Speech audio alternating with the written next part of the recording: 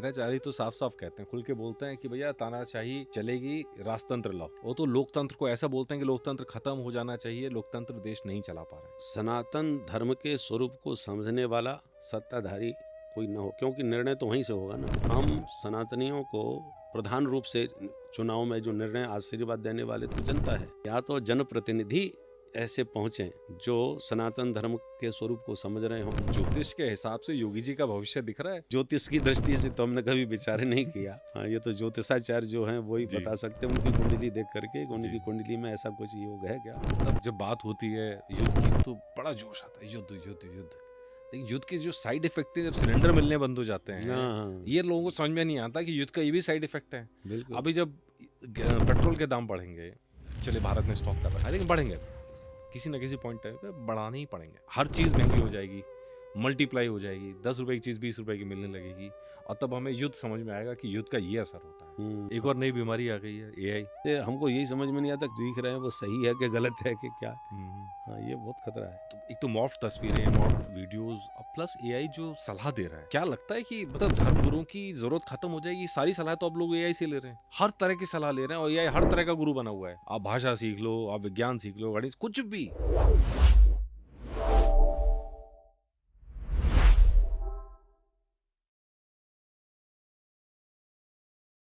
क्या ईश्वर के कुछ दिव्य संकेत होते हैं जिनको हम आम जीवन में पहचान नहीं पाते? क्या भगवान ऐसा संदेश देते हैं तो किसके माध्यम से देते हैं, किस तरह से देते हैं, और वो कौन से संकेत हैं जिनके जरिए हम अपने जीवन को पहचाने और उसको बदलने की तरफ आगे बढ़ें? ये ऐसा विषय जो बहुत लोगों के मन में जिज्ञासा होता है कि भाई हम ईश्वर को देखना चाहते हैं, महसूस करना चाहते हैं, लेकिन देखें कैसे, समझें कैसे, उन्हें पहचाने कैसे, अगर कोई संकेत है तो उन तक कैसे पहुंचे? इसके बारे में अगर कोई बता सकता है तो वही बता सकता है जो ईश्वर की गाथा का गान करता है, जो भगवान की गाथा है वो जन जन तक पहुंचाता है। वो दिव्य आवाज़ हमारे साथ हैं श्याम सुंदर पराशर जी महाराज, आपका बहुत बहुत स्वागत है। जय श्री राम। मैं हूं मनीष शर्मा और आप देख रहे हैं द मनीष फ्रीक्वेंसी। तो पहला सवाल तो सीधा सीधा जिसके ऊपर मैंने शुरू किया यही लेते हैं, क्या कुछ ईश्वर के दिव्य संकेत होते हैं जो वो भेजते हैं लेकिन हम समझ नहीं पाते? आम इंसान अपनी जीवन में भाग दौड़ में लगा रहता है, दौड़ता रहता है, लेकिन वो संकेत नहीं समझ पाता, और उस चक्कर में उसकी ज़िंदगी में कष्ट भी आते हैं, परेशानी भी आती है, और सब चीज़ें होते हैं। भगवान के संकेत प्रत्येक जीव को प्राप्त होते हैं, परंतु जो अनभिज्ञ हैं, अल्पज्ञ हैं, वो उन संकेतों से अपरिचित रहते हैं। जो दिव्य अध्यात्म के पथ पर चल रहे हैं और जिनकी साधना है और जिनका चित्त शुद्ध है, शुद्ध चित्त में वो संकेत स्पष्ट दिखाई पड़ते हैं।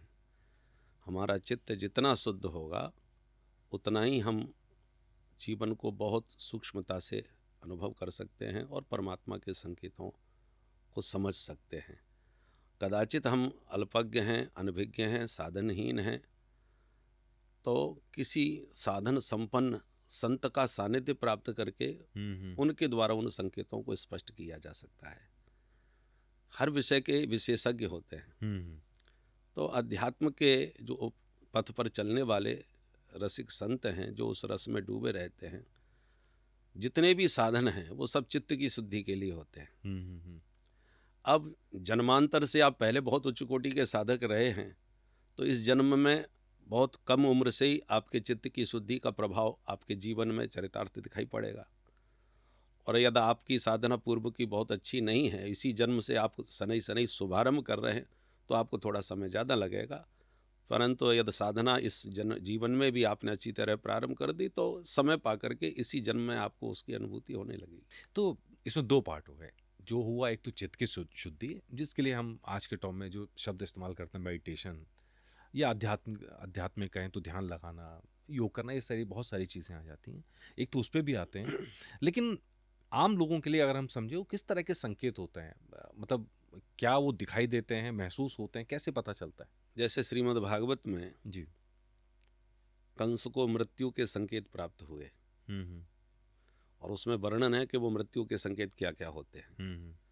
जैसे स्वप्न में पूरे शरीर में तेल लगाना और गधे पर बैठ करके दक्षिण दिशा की ओर जाना, ये मृत्यु का संकेत है। जी। कान में उंगली दे करके हम कोई बाहर की ध्वनि न सुने तो भीतर से वो ध्वनि सुनाई पड़ती है, जिसको नाद ब्रह्म कहते हैं। तो प्रतिदिन यदि हम उसको ध्यान से एकाग्र होकर के सुने तो वो स्पष्ट ध्वनि सुनाई पड़ने लगती है। परंतु मृत्यु के कुछ समय पहले वो ध्वनि अपने आप शांत हो जाती है, कुछ भी सुनाई नहीं पड़ेगा। तो ये मृत्यु का इशारा है।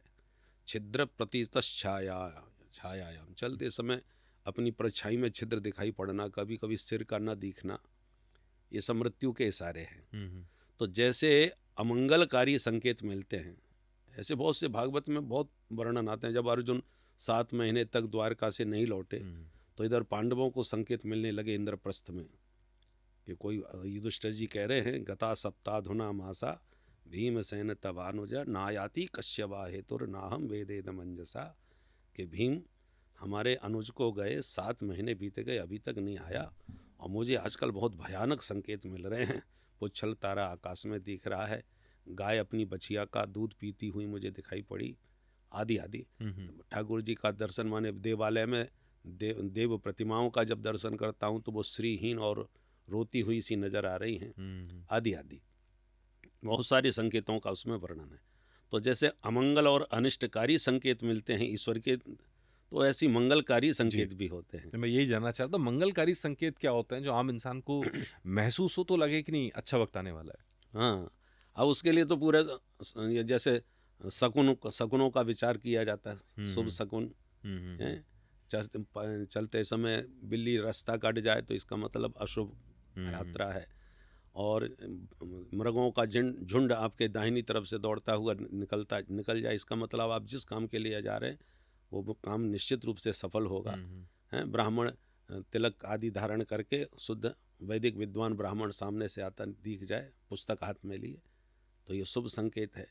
तो ये संकेत क्या है, शुभ शकुन और अशुभ शकुन, ये क्या है, ईश्वर के ही तो संकेत होते हैं। अब जबरदस्ती किसी गाय को आप लाके शुभ शकुन के लिए खड़ा कर दे, वो शकुन नहीं माना जाएगा स्वभावतः।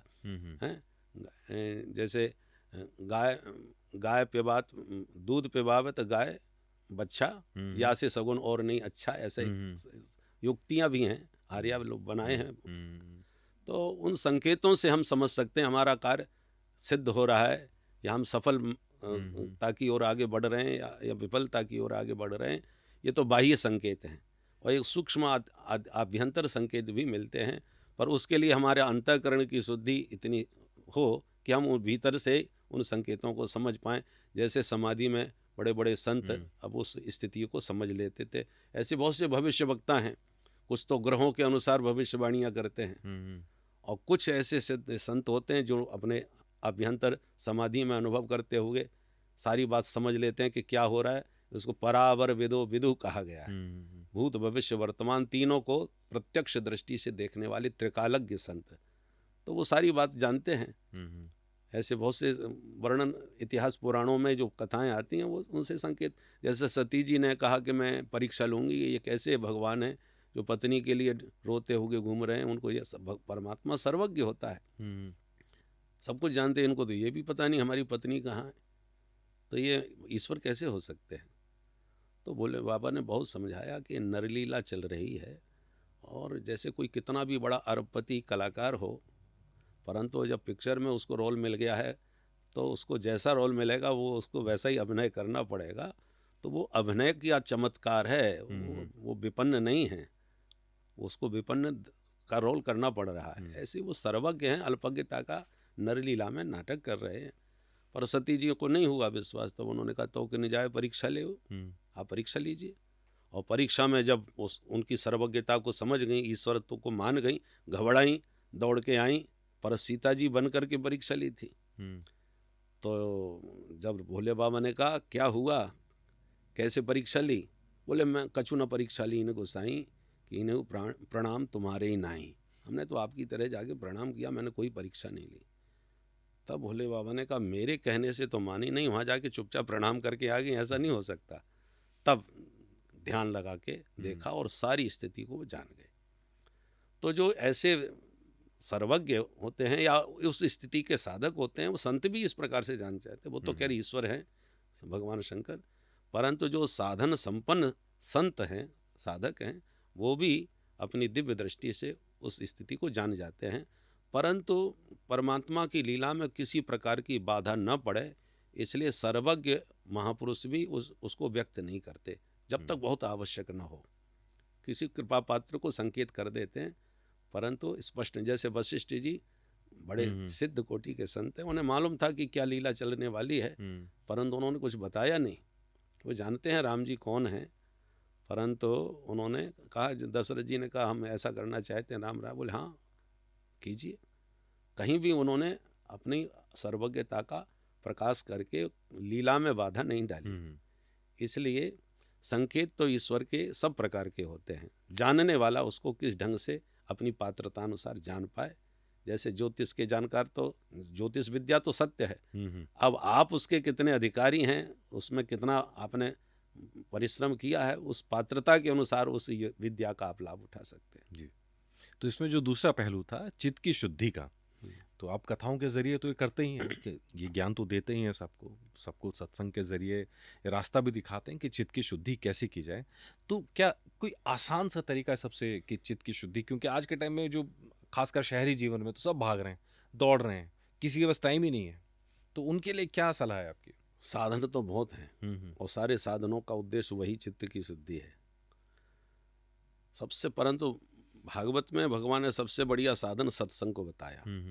न रोधयति माम योगो न सांख्यम धर्म एवच न स्वाध्यायस्तपस्त्यागो इष्टापूर्तिम न दक्षिणा व्रतानि यज्ञश्छन्दांसि तीर्थानि नियमा यमा यथा वरुंधे सत्संग सर्वसंगापहो हिमाम।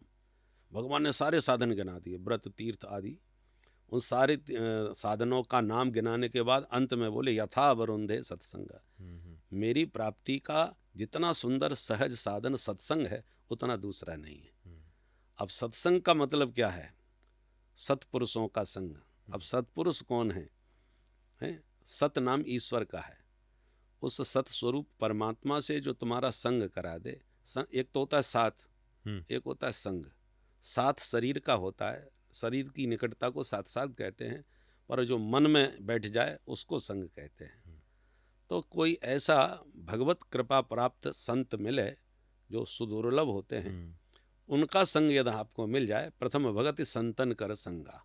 गोस्वामी जी ने नवदा भक्ति में पहला स्थान यही कहा, किसी भगवत कृपा पात्र रसज्ञ संत का सानिध्य मिल जाए, तो बस सानिध्य मिलने का मतलब केवल उसके साथ बैठना और उसको देखना नहीं है, दर्शन मात्र नहीं। वैसे तो दर्शन से भी काफ़ी लाभ मिलता है, क्योंकि धीरे धीरे फिर आकर्षण बढ़ता है, उनका प्रति महत्व बुद्धि बढ़ती है।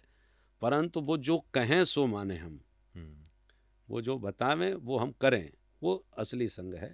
तो ये आपने कहा भगवत कृपा प्राप्त जो हो, तो आम इंसान कैसे पहचाने कि किसको भगवत कृपा प्राप्त है, किसको नहीं? क्योंकि आजकल तो तमाम तरह की चीज़ें चल रही हैं।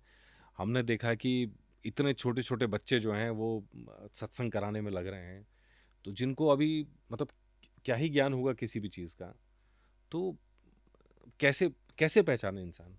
हर साधक की अपनी अपनी पात्रता है। प्राइमरी के यदि आप साधक हैं तो बहुत पीएचडी संपन्न आपको प्रोफेसर मिले पढ़ाने वाला मार्गदर्शन के लिए कोई आवश्यक नहीं है जी। परंतु आप पहले ही एमए पास हैं तो फिर आपको उसी स्तर का साधक भी चाहिए, मार्गदर्शक भी, और वो आपकी पात्रता से पता चल जाएगा जी।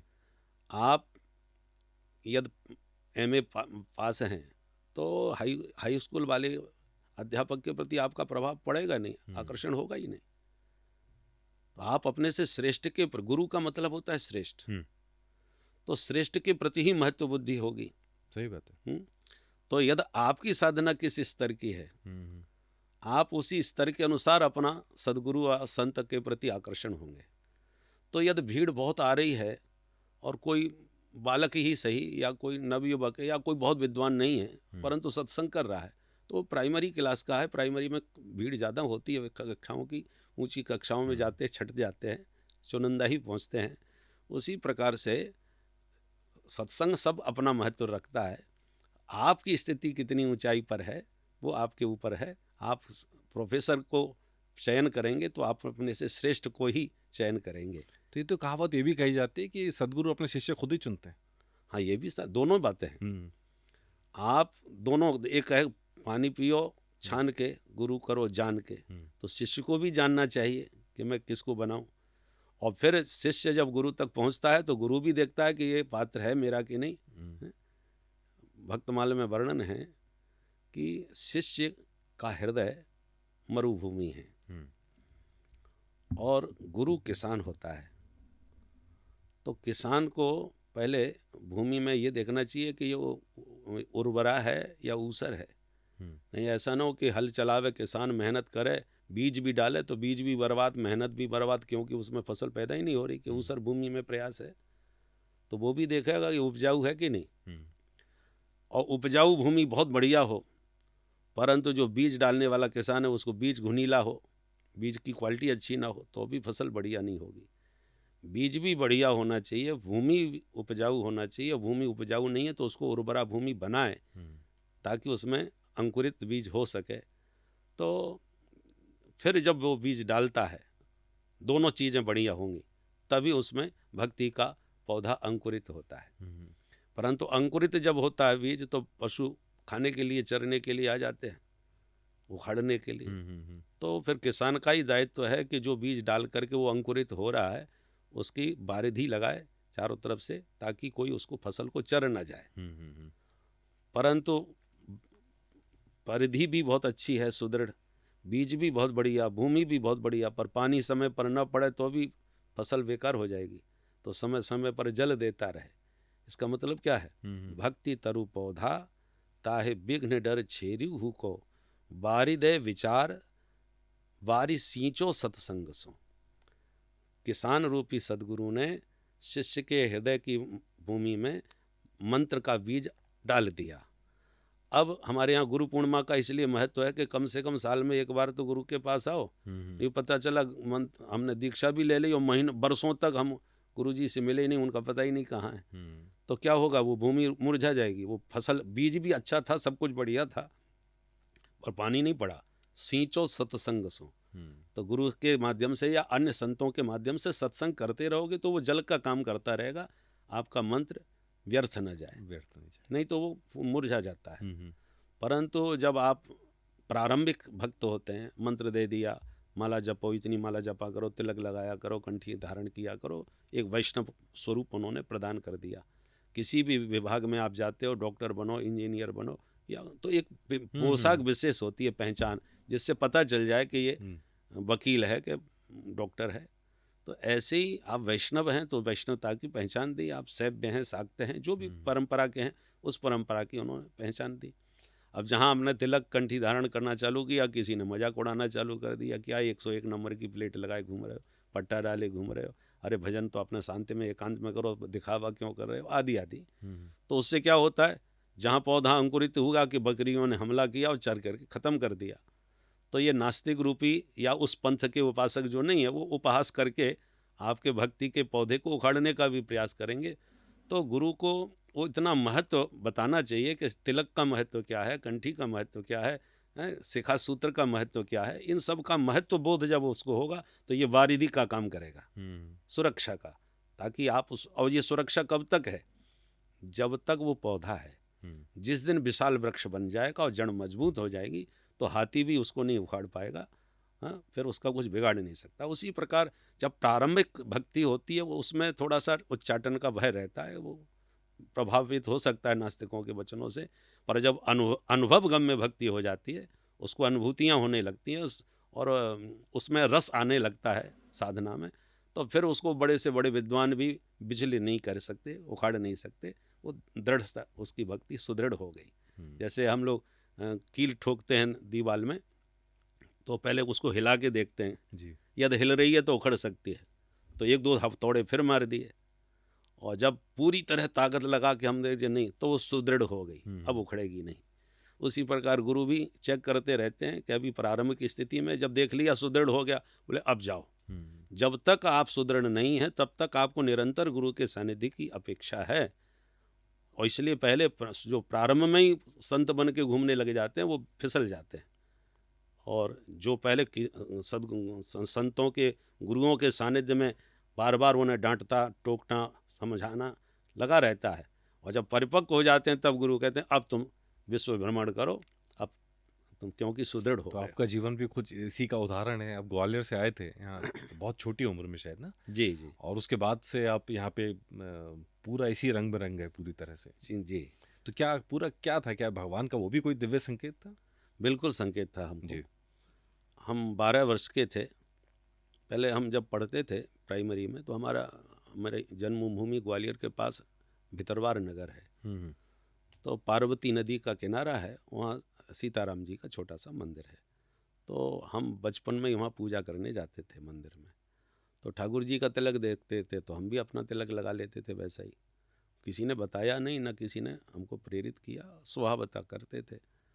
और कहते रहते थे कि जब हम कुछ बनेंगे तो एक मंदिर आपका बढ़िया बनवाएंगे ऐसा। तो ठाकुर जी से ऐसे भाव हमारा बना हुआ था, और उसी भाव को देखकर पिताजी ने 12 वर्ष की अवस्था में हमको यहाँ भेजा। अब संकेत इसी से समझ जाइए कि निर्णय हुआ था पिताजी का कि बड़े भाई हमारे आएंगे यहाँ पढ़ने के, हम सर्विस लाइन में जाएंगे, ये पिताजी का निर्णय था। परंतु उस समय हम अस्वस्थ थे और भाई साहब को आना था, उनका सामान पैक हो चुका था। तो जो मैं प्रतिदिन पूजा करता था वो, तो पिताजी ने कहा ये अस्वस्थ है, मुझे आपको करने जाना है आज, हमारा मंदिर है।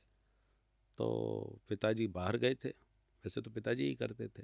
लौट के आए तो भाई साहब से पूछा कि वो पूजा किए? बोले कि नहीं मैं तो भूल गया। तो वह इसी बात पे नाराज़ हो गए कि तुम्हारी जब श्रद्धा नहीं है तो तुम कैसे पांडित कर्म में आगे बढ़ोगे। तो मेरे से पूछा तुम चलोगे वृंदावन? हमने हाँ। अब पिताजी बचपन से मेरे को वृंदावन श्रावण में झूलों के अवसर पर लाते थे, तो एक बच्चों को तो उमंग होती है घूमने की। तो मैंने उसी भाव में कह दी हाँ मैं चलूँगा, और मेरा वृंदावन के प्रति आकर्षण हो ही गया था आने से। तो पिताजी ने कहा ठीक है इसी को लेके चलेंगे, और प्रसन्नता के मारे एकदम स्वस्थ हो गए। और वो जो सामान पिताजी भाई साहब के लिए किया था वो हमको, वो सामान लेकर के हमको लेके आए। तो हम तो इसको ईश्वर का संकेत ही मानेंगे कि यदि वो आए होते तो मेरा रास्ता बिल्कुल अलग होता और उनका रास्ता बिल्कुल अलग होता।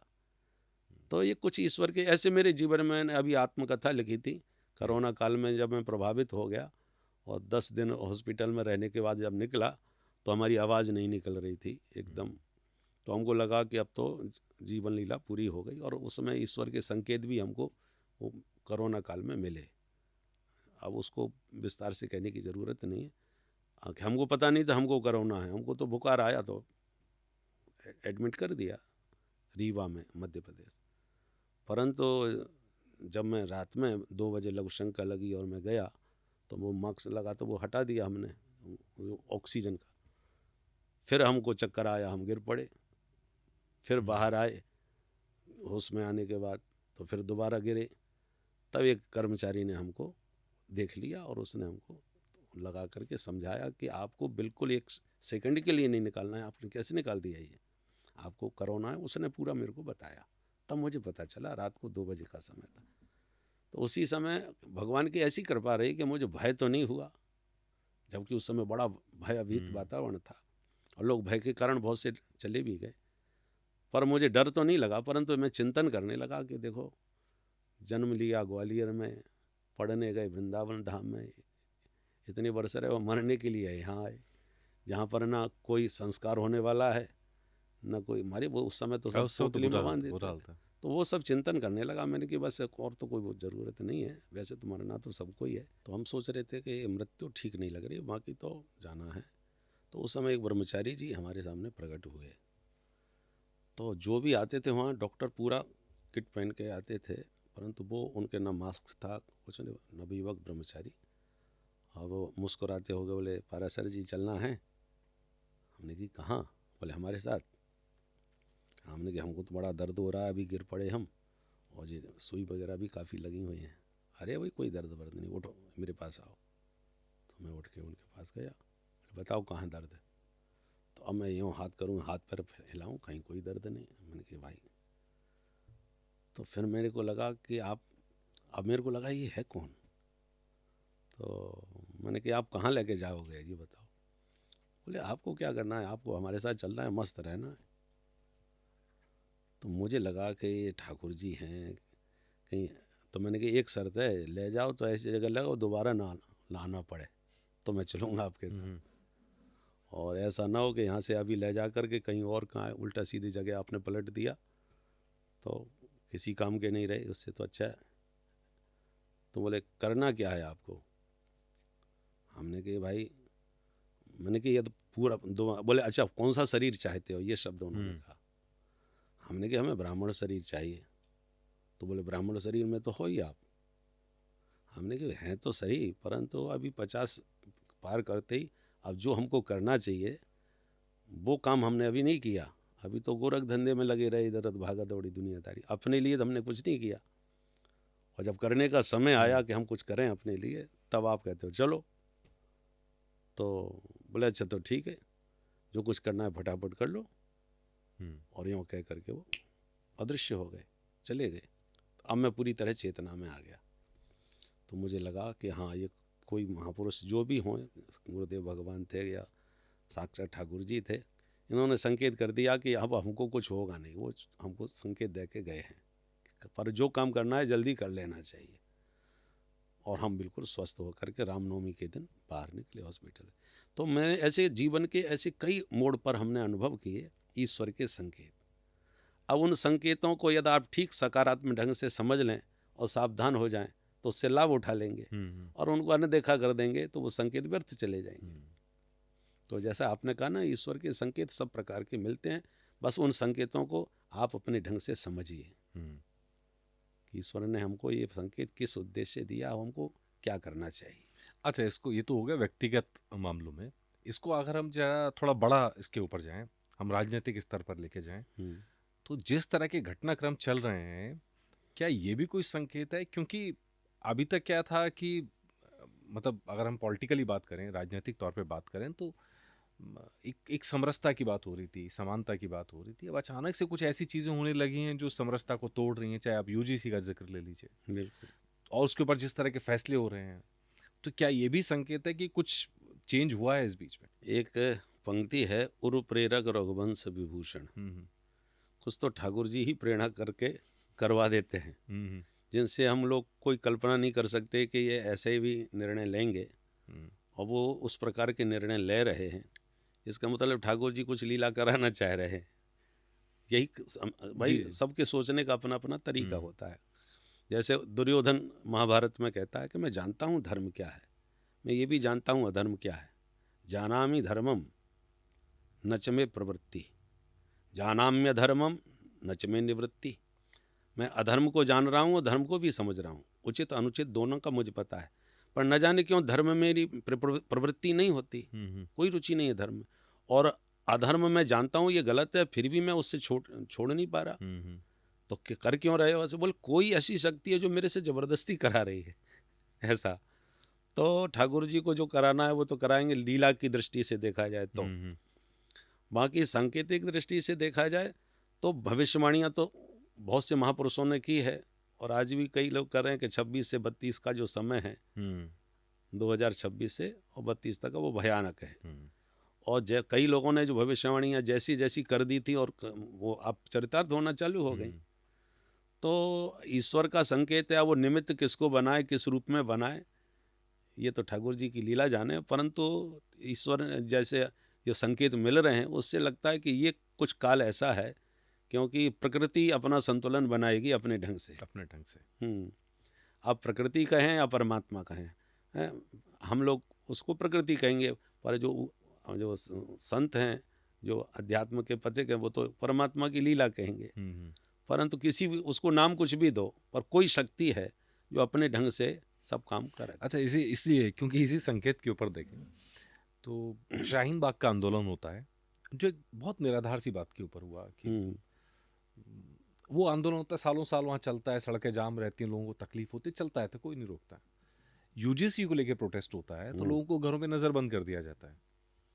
दिल्ली के अंदर जब हुआ तो लोगों को नज़रबंद कर दिया, लोगों को बाहर भी निकलने नहीं दिया। तो ये क्या हो क्या रहा है, ये समझ में आना थोड़ा सा मुश्किल हो रहा है यहाँ। हाँ, ये सबको आश्चर्य में, हम लोग भी स्वयं आश्चर्यचकित हैं कि जिनके मुख से कहते थे बटोगे तो कटोगे, एक रहोगे तो सिर्फ रहेंगे, वो जो लोग इस प्रकार का संदेश दे करके सारा सामंजस्य बैठा रहे थे, सबको समानता की बात कर रहे थे, वही व्यवहार में इस प्रकार का कार्य कर रहे हैं, जिससे स्वयं बट रहे हैं। तो ये क्या लीला है, उनकी क्या मानसिकता है, ये कोई भी आज जितने भी उनके उपासक थे, उनके प्रशंसक थे, वो आज वो निंदक बन गए वही लोग। माने उनके कार्य की शैली से ये निर्णय लेना बड़ा मुश्किल है कि ईश्वर की प्रेरणा से कर रहे हैं कि अपने किसी स्वार्थ सिद्धि के लिए कर रहे हैं, कि ईश्वर किससे क्या कराना चाह रहे हैं। हम लोगों की भी बुद्धि से परे की बात है। तो लेकिन इसमें अब क्योंकि साधु संत भी कूद गए हैं, अब साक्षी महाराज जी का बयान आया इसके ऊपर, इवन अभी ऋतम्बरा देवी जी का बयान मैंने उनका सुना कि भैया अपने जो गंदे कपड़े हैं चौराहे पे नहीं धोए जाते। मतलब वो तो कह रही हैं कि सरकार जो कर रही है चुप होकर बैठ जाओ, कोई विरोध नहीं करो। मतलब अब ये बयान जो आते हैं तो ये तो फिर और उसको हवाई देने की बात है। अगर कोई, क्योंकि यूजीसी नियम समानता पे आधारित नहीं है, मतलब उसके अंदर कुछ दिक्कतें हैं। हम सब बात करते हैं कि समान होनी चाहिए चीज़ें, और वो बहुत सारी चीज़ें बीते इतिहास की बातें हैं, वो सच बात है। कुछ हुआ, शोषण हुआ, वो भी मानते हैं हम लोग कि ऐसा नहीं कि नहीं हुआ। लेकिन आज जो कानून बन रहे हैं वो तो समानता पे आधारित बनने चाहिए। अगर समानता पे आधारित नहीं बनेंगे तो आप असमानता के नहीं तो अभी भी रख रहे हो जो आगे तक चलेगी। बिल्कुल। तो ऐसे में दीदी का जो बयान आया वो बड़ा हैरान करने वाला है कि अपनों में दोष देखने की चीज़ें गलत है, अपनों में दोष नहीं देखना चाहिए। अपनों पे संशय होगा तो सत्यानाश हो जाएगा। मेरा इसमें इतना ही कहना है जी कि जो अध्यात्म के पथिक हैं या धर्माचार्य कहें, व्यासपीठ के पुरोधा हैं, उनको निरपेक्ष होना चाहिए। किसी पार्टी विशेष चाहे कोई भी हो, अच्छी बात जिसकी है उसकी प्रशंसा करनी चाहिए, गलत बात जिसकी है उसकी निंदा करनी चाहिए, चाहे वो किसी भी पार्टी का हो, चाहे वो कोई भी व्यक्ति हो। व्यक्ति विशेष का या पार्टी विशेष का किसी को उपासक नहीं बनना चाहिए, समर्थक नहीं बनना चाहिए। तभी वो निरपेक्ष निर्णय ले सकता है, निरपेक्ष बात कर सकता है, और तभी जो सच्चा सनातनी है तभी उसमें श्रद्धा भी रखेगा, चाहे कोई भी हो। धर्माचार्य को देखो, दो गद्दी हैं, राजगद्दी और व्यासगद्दी। जी, राजगद्दी दिशाहीन होती है तो व्यासगद्दी का कर्तव्य है उसको स्वस्थ मार्गदर्शन शास्त्र अनुसार करावे, ईश्वर की जैसी उनको प्रेरणा हो। तो स्वस्थ मार्गदर्शन कराना व्यासगद्दी का अधिकार है। अब वो यदि पार्टी विशेष का अंग बन के या प्रशंसक बन करके रहेगा, किसी पार्टी ने किसी को सुख सुविधा दी या कोई भी को स्वार्थ उससे सिद्ध हुआ तो उसके विरुद्ध वो बोल नहीं सकता और ना निरपेक्ष कोई बात कह सकता है। सीधी सी बात है। इसलिए जो व्यासगद्दी पर बैठे वो शास्त्र का और सनातन का वो पुरोधा है। तो सनातन शास्त्र क्या कहता है या सनातन धर्म के अनुसार राजा को क्या करना चाहिए, वो शास्त्र के अनुसार राजा का मार्गदर्शन करे अथवा मौन हो जाए, कुछ भी ना कहे। फिर कहने की सामर्थ्य नहीं तो मौन रहो, और कहना है तो पार्टी विशेष या व्यक्ति विशेष के प्रशंसक बन के मत कहो। जो शास्त्र कहते हैं और शास्त्र के अनुसार जो तुम्हें लगता है कि ये सही है, वो सही को सही और गलत को गलत कहे अथवा मौन रहे। तो आपका तो बहुत लोगों से संपर्क रहता है, और खासकर जिस जगह आप हैं, वृंदावन की बात कर लीजिए या आध्यात्म की दुनिया में जितने बड़े नाम हैं, आपका सबके साथ संपर्क है। तो क्या पिछले दिनों में कुछ ऐसा हुआ है इन सब घटनाओं की वजह से, चाहे शंकराचार्य जी का मामला हो या फिर अब ये यूजीसी मामला हो, उसके बाद कुछ, मतलब जिस तरह से राजनीतिक पार्टी का सपोर्ट होता था बीजेपी के, हम साफ तौर पे कहें, तो क्या यहाँ पर कुछ चेंज आता हुआ लग रहा है कि लोगों की सोच बदल रही है अब कि यार कुछ तो गड़बड़ हो रहा है? सबको समझ में आ रहा है जी। और जो प्रशंसक थे, मैंने कहा ना, वो जो प्रशंसक थे वही निंदक हो गए अथवा मौन हो गए। तो हमारा भी व्यक्तिगत यही विचार है कि राजा को जो शपथ वो लेते हैं कि हम सबको समान दृष्टि से देखेंगे, ना जाति विशेष के, क्षेत्र विशेष का उनको वो नहीं होना चाहिए पक्षपाती। तो राजा को जैसा होना चाहिए वो वैसा आचरण दिखाई नहीं पड़ रहा।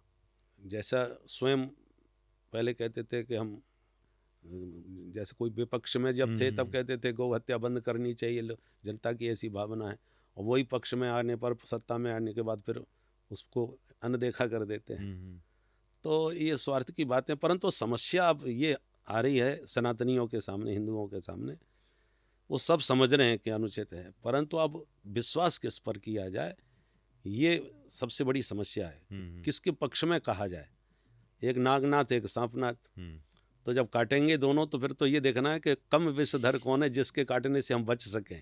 काटना तो सबको है, तो जो बांट रहे हैं काट रहे हैं उनमें से हम किसके काटने पर बच सकते हैं, वो सोच करके या तो मौन हो जाते हैं, जैसा कि आपने कहा जी। वो क्या कहें, किसके पक्ष में बात करें, क्योंकि वो उनसे भी ज़्यादा खतरनाक हैं। यदि विकल्प में हम कहीं जाएं तो उनसे भी ज़्यादा वो खतरनाक दिखाई पड़ रहे हैं, ऐसी स्थिति में तो फिर वो मौन हो जाते हैं।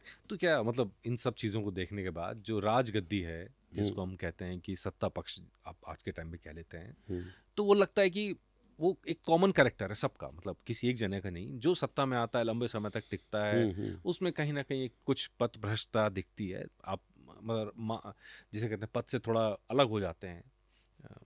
तो क्या यहाँ पे जो धर्म की गद्दी है, व्यासपीठ जिसको भी कहते हैं, तो क्या लग रहा है कि वो अपना काम कर रही है ठीक से यहाँ पे? ये भी नहीं कहा जा सकता जी। देखिए, आज इस देश में आपको चपरासी का भी पद मिलना है तो कुछ न कुछ योग्यता आपकी देखी जाएगी, नहीं तो आप चपरासी भी नहीं बन सकते। परंतु ये दोनों गद्दी, राजगद्दी और व्यास गद्दी, इसमें कोई प्रमाण पत्र देने की जरूरत नहीं है। और इसलिए आज स्थिति ये दिखाई पड़ रही है, जिसको कोई रास्ता नहीं दिखता वो इन दोनों में से एक को चुनता है। या तो व्यास गद्दी पर बैठ करके धर्माचार्य बन जाएगा अथवा राजगद्दी में नेता के रूप में। ये दोनों में किसी पात्रता योग्यता की जरूरत नहीं, कोई मापदंड नहीं है, जिसके कारण दोनों ही गद्दी का जो स्वरूप गरिमा होना चाहिए वो गिरता जा रहा है, क्योंकि वहाँ कोई पात्रता नहीं है, कोई निर्धारण नहीं है। इसलिए अब को बड़ छोट कहता अपराधु, दोनों ही गद्दियाँ इस प्रकार से विकृत हो रही हैं। अन्यथा जैसे शंकराचार्य जी हैं, शंकराचार्य धर्माचार्य में सर्वोपरि सर्वोपरि। तो सनातनियों को चाहिए कि जैसे मुसलमानों में उनका मौलवी और जो उनके प्रधान होते हैं वो जो फतवा जारी कर देते हैं वो उसको महत्व देते हैं और उनका एक महत्व होता है। ईसाइयों में पोप होते हैं, वो जो निर्णय देते हैं वो सब मानते हैं। परंतु सनातनियों में, हिंदुओं में देखा जाए कोई किसी को महत्व देने वाला नहीं। आप किसी की भी निंदा किसी के मुंह से सुन सकते हो। जब तक कोई नेतृत्व नहीं होगा धर्म का, तब तक वो किसके मार्गदर्शन में चले, तब मनमुखी हो गए। अच्छा, जितने भी पंथ हैं जी, उनका जैसे उदाहरण से मुसलमानों का है तो मदरसा है, उसमें उनको धर्म की शिक्षा दी जाती है और शुरू से वो उसके कट्टर हो जाते हैं धर्म के प्रति। ईसाइयों के भी हैं, परंतु सनातन धर्म में कोई धर्म की शिक्षा कहीं से मिल रही नहीं। जो मिल रही है स्कूल में और विद्यालय कॉलेज में, और वहाँ तो धर्म की कोई बात नहीं। पर धर्म के शिक्षक कहीं ना होने से सनातनी धर्मनिष्ठ नहीं हो पा रहे। सब जगह मनमुखी, उनको किसी से कोई परहेज नहीं है, उनको कोई पता ही नहीं है धर्म क्या है, हमारा धर्म का स्वरूप क्या है, ज्ञान ही नहीं है। पहले गुरुकुल पद्धति से जो पढ़ते थे तो उनको सब धर्म का ज्ञान कराया जाता था और पूरी तरह वो धर्मनिष्ठ होकर के निकलते थे। तो किसको वर्णाश्रम धर्म के अनुसार किसका क्या कर्म है, क्या कर्तव्य है, उस सब को पारंगत होकर के आते थे। तो अब स्थिति यह है कि जितने भी आपको धर्मनिरपेक्ष मिलेंगे वो सब सनातनी ही होंगे, हिंदू ही होंगे, तो कॉमन है सब में। सब जहाँ जैसे करो वो हम सब में, हमको सब में एक ही नज़र आता है। हमको किसी धर्म से कोई मतलब ही नहीं है, उनकी कोई पहचान ही नहीं है। जिसकी कोई पहचान ना हो समझ लो हिंदू है, ये स्थिति है। तो अब क्योंकि अब धर्माचार्य गद्दी ही विवादास्पद हो गई, 4 शंकराचार्य होना चाहिए, 40 दिख रहे हैं, तो जनता ही भ्रमित है कि अब किसको हम असली माने, किसी को नकली मांगे। भ्रम में पड़ गए ना सब। और ये जैसे अंग्रेजों की कूटनीति चली, वो आज भी भले ही प्रजातंत्र हो, परंतु जो राज घराने की महिमा है वो आज भी उनके यहाँ बनी हुई है, महारानी की। उसी प्रकार उनके यहाँ गुरु गद्दी भी उतना ही महत्वपूर्ण रखी है। तो जो भारत की परंपरा थी उसको तो उन्होंने अपनाया, राजगद्दी और व्यास गद्दी दोनों को उन्होंने अपने यहाँ सुरक्षित रखा है। यहाँ उसको प्रभावहीन करने के लिए उन्होंने उतना वो नहीं किया जितना स्वतंत्र भारत में नेताओं ने कर दिया। अपनी तरफ से प्रश्रय दे करके नए नए नकली शंकराचार्य तैयार कर दिए, ताकि लोगों में अपने आप ही भ्रम पैदा हो जाए और एक तंत्र न रहे, सनातनी सब संगठित एक के मार्गदर्शन में न रहे। उन्होंने जाते जाते महात्मा भी एक बना दिया और एक राजतंत्र का भी अपना क्रीड़ा मार्ग बना के बैठा दिया कि जो हमारे अनुसार चले और हमारी मानसिकता से ही जुड़ा हुआ हो। ऐसा तो उन्होंने राजा बनाया और वैसा ही अपने तरीके का महात्मा बना दिया। तो ना महात्माओं का प्रभाव रह जाए ना राजगद्दी का प्रभाव रह जाए, दोनों से उन्होंने विकृत कर दिया दोनों पदों को, और वो विकृति फिर उत्तरोत्तर बढ़ती चली गई। तो क्या मतलब संत समाज जो है, क्या इस विकृति की जिसकी हम चर्चा कर रहे हैं, अच्छा निग्रहाचार्य जी हमारे पॉडकास्ट में आए थे, तो निग्रहाचार्य तो साफ साफ कहते हैं, खुल के बोलते हैं कि भैया तानाशाही चलेगी, राजतंत्र लाओ। वो तो लोकतंत्र को ऐसा बोलते हैं कि लोकतंत्र खत्म हो जाना चाहिए, लोकतंत्र देश नहीं चला पा रहा है, मतलब इस हद तक बोलते हैं। इतना उनकी जो वाणी है जो इस हद तक जाती है, कहते हैं कि राजतंत्र लेके आइए। तो इतने कई जगह मैंने उनसे पूछा कि भाई आप बहुत कड़वा बोल रहे हैं, तो लेकिन कह रहे हैं मेरी यही विचार है, जिसको जैसा मानना है वो माने। तो क्या बदलाव ऐसा आना चाहिए कि समाज बदलते दिखे, पॉजिटिव साइड में जाता हुआ दिखे। एजुकेशन डेफिनेटली, शिक्षा एक पार्ट तो रहता ही रहता है, जो हमारी सत्ता बेहतर हो, सत्ता चलाने वाले बेहतर हों, या हमारे धर्म व्यासपीठ बेहतर हो, ऐसी क्या बदलाव आने चाहिए फिर? जब तक सनातन धर्म के स्वरूप को समझने वाला सत्ताधारी कोई ना हो, क्योंकि निर्णय तो वहीं से होगा ना। हम सनातनियों को, भारतीयों को ऐसे प्रधान रूप से चुनाव में जो निर्णय आशीर्वाद देने वाले तो जनता है, या तो जनप्रतिनिधि ऐसे पहुँचें जो सनातन धर्म के स्वरूप को समझ रहे हों, और वो तो ईश्वर का विधान जब होगा तब बनेगा, हम लोग तो कल्पना ही कर सकते हैं, ताकि वो स्वस्थ सत्ता को संभाल सकें। क्योंकि निर्णय आज हमारे आपके करने से नहीं होगा, निर्णय तो संसद में होगा, वो क्या करेंगे। सही बात है ना। तो जनप्रतिनिधि जब बहुसंख्या में पहुंचेंगे हमारे, और धीरे धीरे अब जागृति हो रही, लोग समझ रहे हैं, अच्छा बुरा सब समझ में आ रहा है। पर सबसे बड़ी विडंबना ये है कि जो जनता है, जो वोट देने वाली, आशीर्वाद देने वाली, वो उतना बुद्धिमान नहीं है। पर वोट तो सबका एक ही है, सब बराबर है। और प्रजातंत्र में यही सबसे बड़ी विडंबना है कि आज आप एक बोतल पिला करके या कुछ रुपया दे करके आप किसी के भी लिए वोट करवा दें। मतदान का मतलब आपका मत कुछ है ही नहीं। आपको जिसको लगा कि हाँ ठीक है, हम जान रहे हैं कि ये विचारधारा से भी गलत हैं और इनकी पार्टी भी ठीक नहीं है, परंतु क्या करें, हमारे परिवार के लोग हैं, परिवार के सदस्य हैं, तो हमें तो उनको वोट देना ही देना है। तो व्यक्ति मत का सही ढंग से प्रयोग जो करना चाहिए वो नहीं कर रहा है। प्रजातंत्र में आज स्थिति ये है कि स्वार्थ के कारण या पारिवारिक व्यामोह के कारण, हम जानते हुए भी ये गलत है, तब भी हम उनको ही आशीर्वाद देंगे, चाहे वो कैसा भी हो। तो ऐसी स्थिति में स्वस्थ जनप्रतिनिधि कैसे पहुंचेंगे? और जनप्रतिनिधि भी वो गणित लगाते हैं, जातिवाद का विष वही फैलाते हैं। राजनीति ने सबसे ज्यादा जातिवाद का विष फैलाया है, सबसे सब जाना। वरना मैं आपको एक छोटी सी बात बताता हूँ। मंडल कमीशन जब तक आया, मैं स्कूल में पढ़ता था, हमारी परवरिश ऐसी हुई थी कि मुझे यही नहीं पता था कि मेरी जाति क्या है, मतलब क्लास में कौन क्या है ये पता ही नहीं था, कोई चर्चा ही नहीं होती थी किसी तरह की। सब मित्र होते थे, सब मित्र थे, कोई दिक्कत ही नहीं थी। मतलब अब उसके बाद जब पहली बार मंडल कमीशन आया तो फिर आपस में हमारी चर्चा शुरू हुई, अच्छा तू ये है, मैं ये हूँ, तू ये है। तो वहाँ तक तो हमारी, क्योंकि मेरी परवरिश तो शहरों में हुई थी, तो एक धीरे धीरे एक चेंज आ रहा था धीरे धीरे। लेकिन पहले मंडल कमीशन आया, जाति में तोड़ने की कोशिश की गई, फिर आरक्षण और मजबूत करने की कोशिश की गई। तो आरक्षण एक ऐसी चीज़ है जिससे शोषित वर्ग को भला होता है, मैं इससे इनकार नहीं कर रहा हूँ, लेकिन उसके अंदर भी वही क्रीमी लेयर के ऊपर चली जा रही हैं चीज़ें। तो जिन लोगों को मिलता है उन्हीं लोगों को मिलता जा रहा है। तो इसका तो कोई तोड़ है ही नहीं, पूरी ज़िंदगी भी निकल जाएगी, 50 साल 100 साल 1000 साल भी निकल जाएंगे, तो जाति व्यवस्था मजबूती हो रही है, तो कमज़ोर तो हो नहीं रही है। बिल्कुल बिल्कुल, ये तो और बढ़ावा हो रहा है। इसलिए जो न्यायाधीश जी ने कहा कि आर्थिक आधार पर होना चाहिए, सच्चाई यही है। परंतु नेता लोग जानते हैं कि हम आर्थिक आधार पर यदि करेंगे तो हमारा वोट बैंक बिगड़ जाएगा, तो इसलिए वो समझते हैं, और वो भी सब समझ रहे हैं कि हाँ ऐसा होना चाहिए, पर नहीं कर सकते। केवल वोट बैंक के कारण वो कोई भी ऐसा निर्णय नहीं लेंगे। बार बार हर बार ये कहते हैं माई का लाल कोई नहीं हटा सकता है, चुनौती के साथ देते हैं, चुनौती के क्योंकि जिस प्रकार से वो चुनौती देंगे उतना ही वोट बैंक उनका मजबूत सुदृढ़ होगा। तो मुख्य समस्या ये है कि सबसे ज़्यादा बड़ा वोट बैंक उनका वही है, और जो आशीर्वाद देने वाली जनता है वो भी बुद्धि प्रधान तो है नहीं, सही गलत का निर्णय उनके पास है नहीं।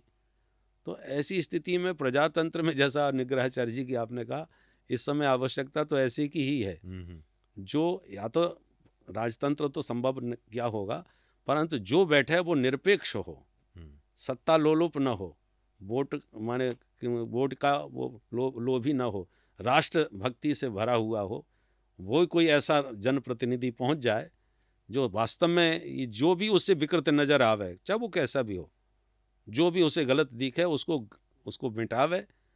जैसे इनकी इच्छा शक्ति मोदी जी की थी और उन्होंने 370 धारा हटाई, राम मंदिर बनवाया, तो इन सब निर्णयों से लग रहा था कि ये बिल्कुल निरपेक्ष भाव से निर्णय ले रहे हैं, और इसी प्रकार के निर्णय वो लेते चले जाते तो हम सबके हृदय में वो सदा के लिए बैठ जाते। परंतु अब जो निर्णय ले रहे हैं उससे समझ में नहीं आ रहा कि ये क्या लीला चल रही है भाई। अभी तक के जो निर्णय थे वो बिल्कुल प्रभावित हो गए। तो जहाँ उनकी प्रशंसा थी, हम स्वयं व्यासपीठ से उनका नाम लिए बिना खुल करके उनकी प्रशंसा करते थे।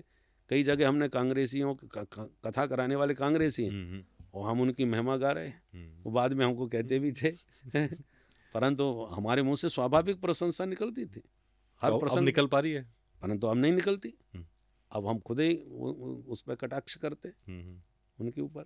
हम लोग नाम लेकर के बात नहीं करते व्यासपीठ, वो तो मैंने आप बातचीत में भी मैंने देखा। हाँ जी, परंतु अपनी बात हम इशारे में सब बात कहते हैं और समझने वाले सब समझते हैं जी।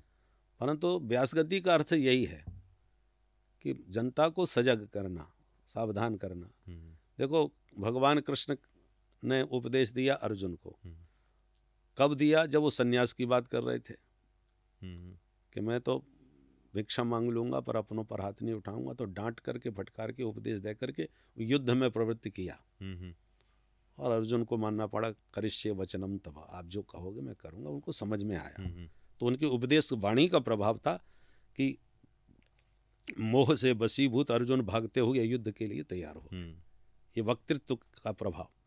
और वे ही भगवान कृष्ण अपने दूसरे सखा उद्धव को भी उपदेश देते हैं, तो वैराग्य का उपदेश देते हैं कि तुम सब छोड़ो, बद्रीनाथ में जाके भजन करो, क्योंकि अब तुम्हारे लिए वही। तो उपदेशक वक्ता एक ही है, एक को सन्यास का उपदेश देता है उस समय की परिस्थिति के अनुसार, और एक को युद्ध का उपदेश देता है, युद्ध के लिए प्रवृत्त करते हैं। तो देश काल परिस्थिति के अनुसार वक्ता की वाणी की धारा होना चाहिए। तो अभी जो चीजें देख रहे हैं उसके अंदर क्या लग रहा है कि योगी जी की जगह बन रही है केंद्र के अंदर? सबकी भावना तो यही है, प्रजा की सबकी भावना यही है कि योगी जी जैसा, क्योंकि उनके जो निर्णय हैं वो सब प्रभावशाली हैं, और वो लगता है, उनको निर्णयों से लगता है कि हाँ कोई सनातनी हमारा जनप्रतिनिधि है। अब जो जहाँ निर्णय वो नहीं ले पा रहे, वो बेबस हैं वहाँ, चाहते हुए भी। अब उनके ऊपर भी कोई है जिनके प्रभाव में आकर के वो चाहते हुए भी कई निर्णय नहीं ले पा रहे, और ये व्यवस्था उनकी समझ में आ जाती है, जनता को भी समझ में आ रही है। इसलिए जनता का, प्रत्येक सनातनी का मन तो यही कहता है कि ऐसा ही शासक हो। और वो क्षत्रिय हैं, उनमें परंपरा का वो अपना स्वाभाविक रक्त संचार क्षत्रिय का, हमारे यहाँ नेतृत्व तो क्षत्रियों को ही मिलता था, तो वैसा नेतृत्व उनके भीतर दिख रहा है और उनके स्वरूप से समझ में आ रहा है, और वो निरपेक्ष हैं, इसमें कोई संदेह नहीं। मैं तो उनके यहाँ कथा कह के आया हूँ, और जो 7 दिनों में उनका व्यवहार और उनकी निकटता से मैंने जो अनुभव किया उन्हें, उससे लगा कि वो वास्तव में, मैं जब उनके साथ एक बार दोपहर में कम से कम 2-2.5 घंटे बैठा, तो जिस ढंग से वो खुल करके हंस करके और जिस ढंग से बात कर रहे थे, उससे लगा कि वास्तव में, जबकि हमको जब गए थे तो हमको लग रहा है ये तो बहुत खतरनाक व्यक्ति हैं, क्योंकि बड़े बड़े आतताइयों को जिन्होंने मिट्टी में मिला दिया, तो जो बड़े बड़े आतंकवादी जिनसे घबराते हों, तो उनकी छवि बाहर बहुत कठोर है, परंतु जब व्यवहार में निकटता से मैंने उनको देखा तो बड़े कोमल हृदय के लगे। तो मुझको लगा राजा ऐसा ही होना चाहिए कि वास्तव में उसका हृदय सहृदय है, सबके हित की भावना। ऐसा नहीं कि वो हमारे सनातनी हैं इसलिए हम उनकी प्रशंसा कर रहे हैं। कोई भी भारतीय है, चाहे वो किसी भी जाति धर्म पंथ का हो, उनके सबके प्रति उनके उनके यहाँ सबसे ज़्यादा मुसलमान काम करने वाले हमने देखे। तो ऐसा नहीं है कि वो किसी पक्षपात से बात करते हो। वो राजा को जैसा होना चाहिए वो सारे राजकीय लक्षण और उनके व्यवहार में और उनके कार्य में दिखाई पड़ते हैं। तो आपका तो मुझे जितनी जानकारी है ज्योतिष के अंदर भी आपका दखल है? नहीं, ज्योतिष पढ़ने तो आए थे हम, हमारे दादाजी ज्योतिष के आचार्य थे, इसलिए हमको यहाँ भेजा गया। परंतु ज्योतिष में हमारी उतनी प्रवृत्ति नहीं हुई, तो प्रारंभ में थोड़ा सा सीखा जी। परंतु उसके बाद धर्म सम्राट स्वामी करपात्री जी महाराज के विद्यालय में हम पढ़ते थे जी। वहाँ पर श्रीमद् भागवत की 1 घंटे की कथा से श्री रामानुजाचार्य जी महाराज कहने आते थे, तो उनसे ही कथा सुनते सुनते हमको कथा में रुचि बढ़ गई। तो इसलिए मेरा दिशा पूरी बदल गई जी। हाँ, तो प्रारंभ में तो हम सीखे सब, परंतु उसके जब कोई भी कार्य निरंतरता उसमें न हो तो फर्क। मैं बेसिकली जानना ही चाह रहा था कि क्या ज्योतिष के हिसाब से योगी जी का भविष्य दिख रहा है गणना के हिसाब से? अब इस दृष्टि से, ज्योतिष की दृष्टि से तो हमने कभी विचार नहीं किया। हाँ, ये तो ज्योतिषाचार्य जो हैं वही बता सकते हैं उनकी कुंडली देख करके, उनकी कुंडली में ऐसा कुछ योग है क्या। परंतु संतों की जो भावना है और प्रजा की जो भावना है और हम व्यक्तिगत हमारी भी भावना ही है कि ऐसा प्रतिनिधि होना चाहिए। लेकिन मजेदार चीज़ है, राजनीति के अंदर उठापटक चलती रहती हैं, कई सारे नाम और भी दौड़ के अंदर हैं, और जो ऑलरेडी केंद्र के अंदर हैं उन्होंने अपनी दावेदारी पहले ही ठोक के रखी हुई है कि भाई अगले हम हैं। वो अभी से तैयारी में है। और हमने देखा कि जब उत्तर प्रदेश की बात हुई तो उत्तर प्रदेश में बहुत तरह की तिगड़म भी हुई, चीज़ें भी हुई कि भाई उतना ताकतवर ना रह पाए जितने हैं। तो ये पूरी जो चीज़ें चल रही हैं उसके बेद पे लग रहा है कि वो वहाँ तक पहुँच पाएंगे या साजिशें ऐसी बढ़ती रहेंगी और फंसा लिया जाएगा टाइप। देखो, जब ठाकुर जी को बनाना हो तो जैसे कोई कल्पना नहीं थी कि मुख्यमंत्री ये बनेंगे। हाँ जी। हैं, तमाम दौड़ में थे जब निर्णय आने वाला कौन बनेगा मुख्यमंत्री, तो इनका नाम दूर दूर तक था, कहीं भी ये कल्पना नहीं थी। बन गए, एकदम बन गए। और तो बनने के बाद में भी किसी को कल्पना नहीं हुई ये संभाल पाएंगे, उतने अनुभवी नहीं है ऐसा लगा। परंतु बाद में जब देखा इनके परिणाम, इनके कार्यशैली देखी, तो सबको लगा कि वास्तव में आज हर प्रदेश के नागरिक कहते हैं कि हमारा मुख्यमंत्री हो तो ऐसा ही हो। प्रदेश के नहीं, पाकिस्तान के भी बोलते हैं। पाकिस्तान के, सही कहा। मतलब एक मॉडल तैयार किया उन्होंने जिस मॉडल के अंदर सख्ती है, बिल्कुल न्याय है, कि अगर अन्याय होगा तो शासन प्रशासन खड़ा हो जाएगा साथ में। बिल्कुल बिल्कुल बिल्कुल। ये क्योंकि पहले मैंने मतलब जितनी जानकारी मिलती है कि ज़मीन कब्जा बड़ा आम था। मैं तो खुद नोएडा में रहा हूँ, तो हमारे तो घर से निकलते हुए रात को डर लगता था। और वहाँ वहीं उसी नोएडा के अंदर रात को 3-3, 4-4 बजे तक मार्केट चल रही है, लोग घूम रहे हैं आराम से। ये फर्क तो आ जाएगा। तो ये राजा का ही प्रभाव होता है। राजा इतना सख्त हो कि अपराधी भयभीत हो। जब तूफान आ रहा था, भागवत में वर्णन है कि जब शिव जी के चरित्र में कि जब सती ने शरीर त्याग दिया और भोले बाबा को पता चला, उन्होंने वीरभद्र को भेजा जी। तो तूफान आता हुआ देवताओं ने देखा, क्योंकि उनके भूत प्रेत सब साथ में आ रहे थे, तो बड़ा तेज तूफान। तो ये वहाँ प्रश्न उठता है, ये तूफान कैसा आ रहा है? तो वातान वांति नहीं संति दस्यव, वायु की गति तो ऐसी नहीं है, तूफान नहीं है, तो नहीं संति दस्यव, ये दस्यु भी नहीं हो सकते। बोले दस्यु को नहीं हो सकते। बोले प्राचीन वरही जीवति होग्रदंड, इस समय राजा प्राचीन वर ही जीवित हैं जो बड़े कठोर शासक हैं। उनके शासन काल में दस्यु सिर उठाएं ये संभव ही नहीं। ये भागवत का वचन है। तो ये वचन हमको जब पढ़ने में आता है तो योगी जी का ध्यान आता है कि बड़े बड़े अपराधी भी जेल में जाके अपने प्राण सुरक्षित करना चाहते थे। तो ये राजा का भय होना चाहिए अपराधियों के हृदय में, और प्रजा को भी निश्चिंतता होनी कि उनके रहते हमारा कुछ नहीं बिगाड़ेगा। ये तभी राजा का नेतृत्व सार्थक माना जाएगा। हाँ, उससे बहुत बड़ा फर्क जिसको आजकल टर्म में कहते हैं इकोनॉमी में भी पड़ता है। तभी इन्वेस्टमेंट आएगा जब कानून व्यवस्था तय होगी, जब विकास होगा, तभी बाकी सब के लिए भी इन्वेस्टमेंट आएगा, नौकरी आएंगी, रोजगार आएगा। वो पूरा चक्र ऐसे ही चलता है, सकारात्मक हो जी। तो हम इसी लाइन पे आगे बढ़े हैं कि हमने राजनीति की अभी बात करी, जो पूरा युद्ध चल रहा है। हमने देखा ऐसा बस नाम ही विश्व युद्ध नहीं है, पूरी दुनिया युद्ध लड़ रही है। बिल्कुल सही। तो क्या ये भी कोई संकेत है कि भैया ये कोरोना काल में भी नहीं सीखे तो अब तुम यही लो? सही है। देखो, ज्योतिषियों ने और संतों ने जी।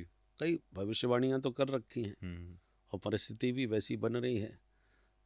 इसलिए जो संभल जाए, संत महापुरुष सब एक ही करें कि अपने इष्ट का आराधन करते रहो, क्योंकि इष्ट कृपा से ही आप बच पाओगे। नहीं तो कौन बचेगा, कौन जाएगा, कोई पता नहीं। तो सबको सावधान होने की तो आवश्यकता है, और अभी भी नहीं संभले तो कब समझेंगे।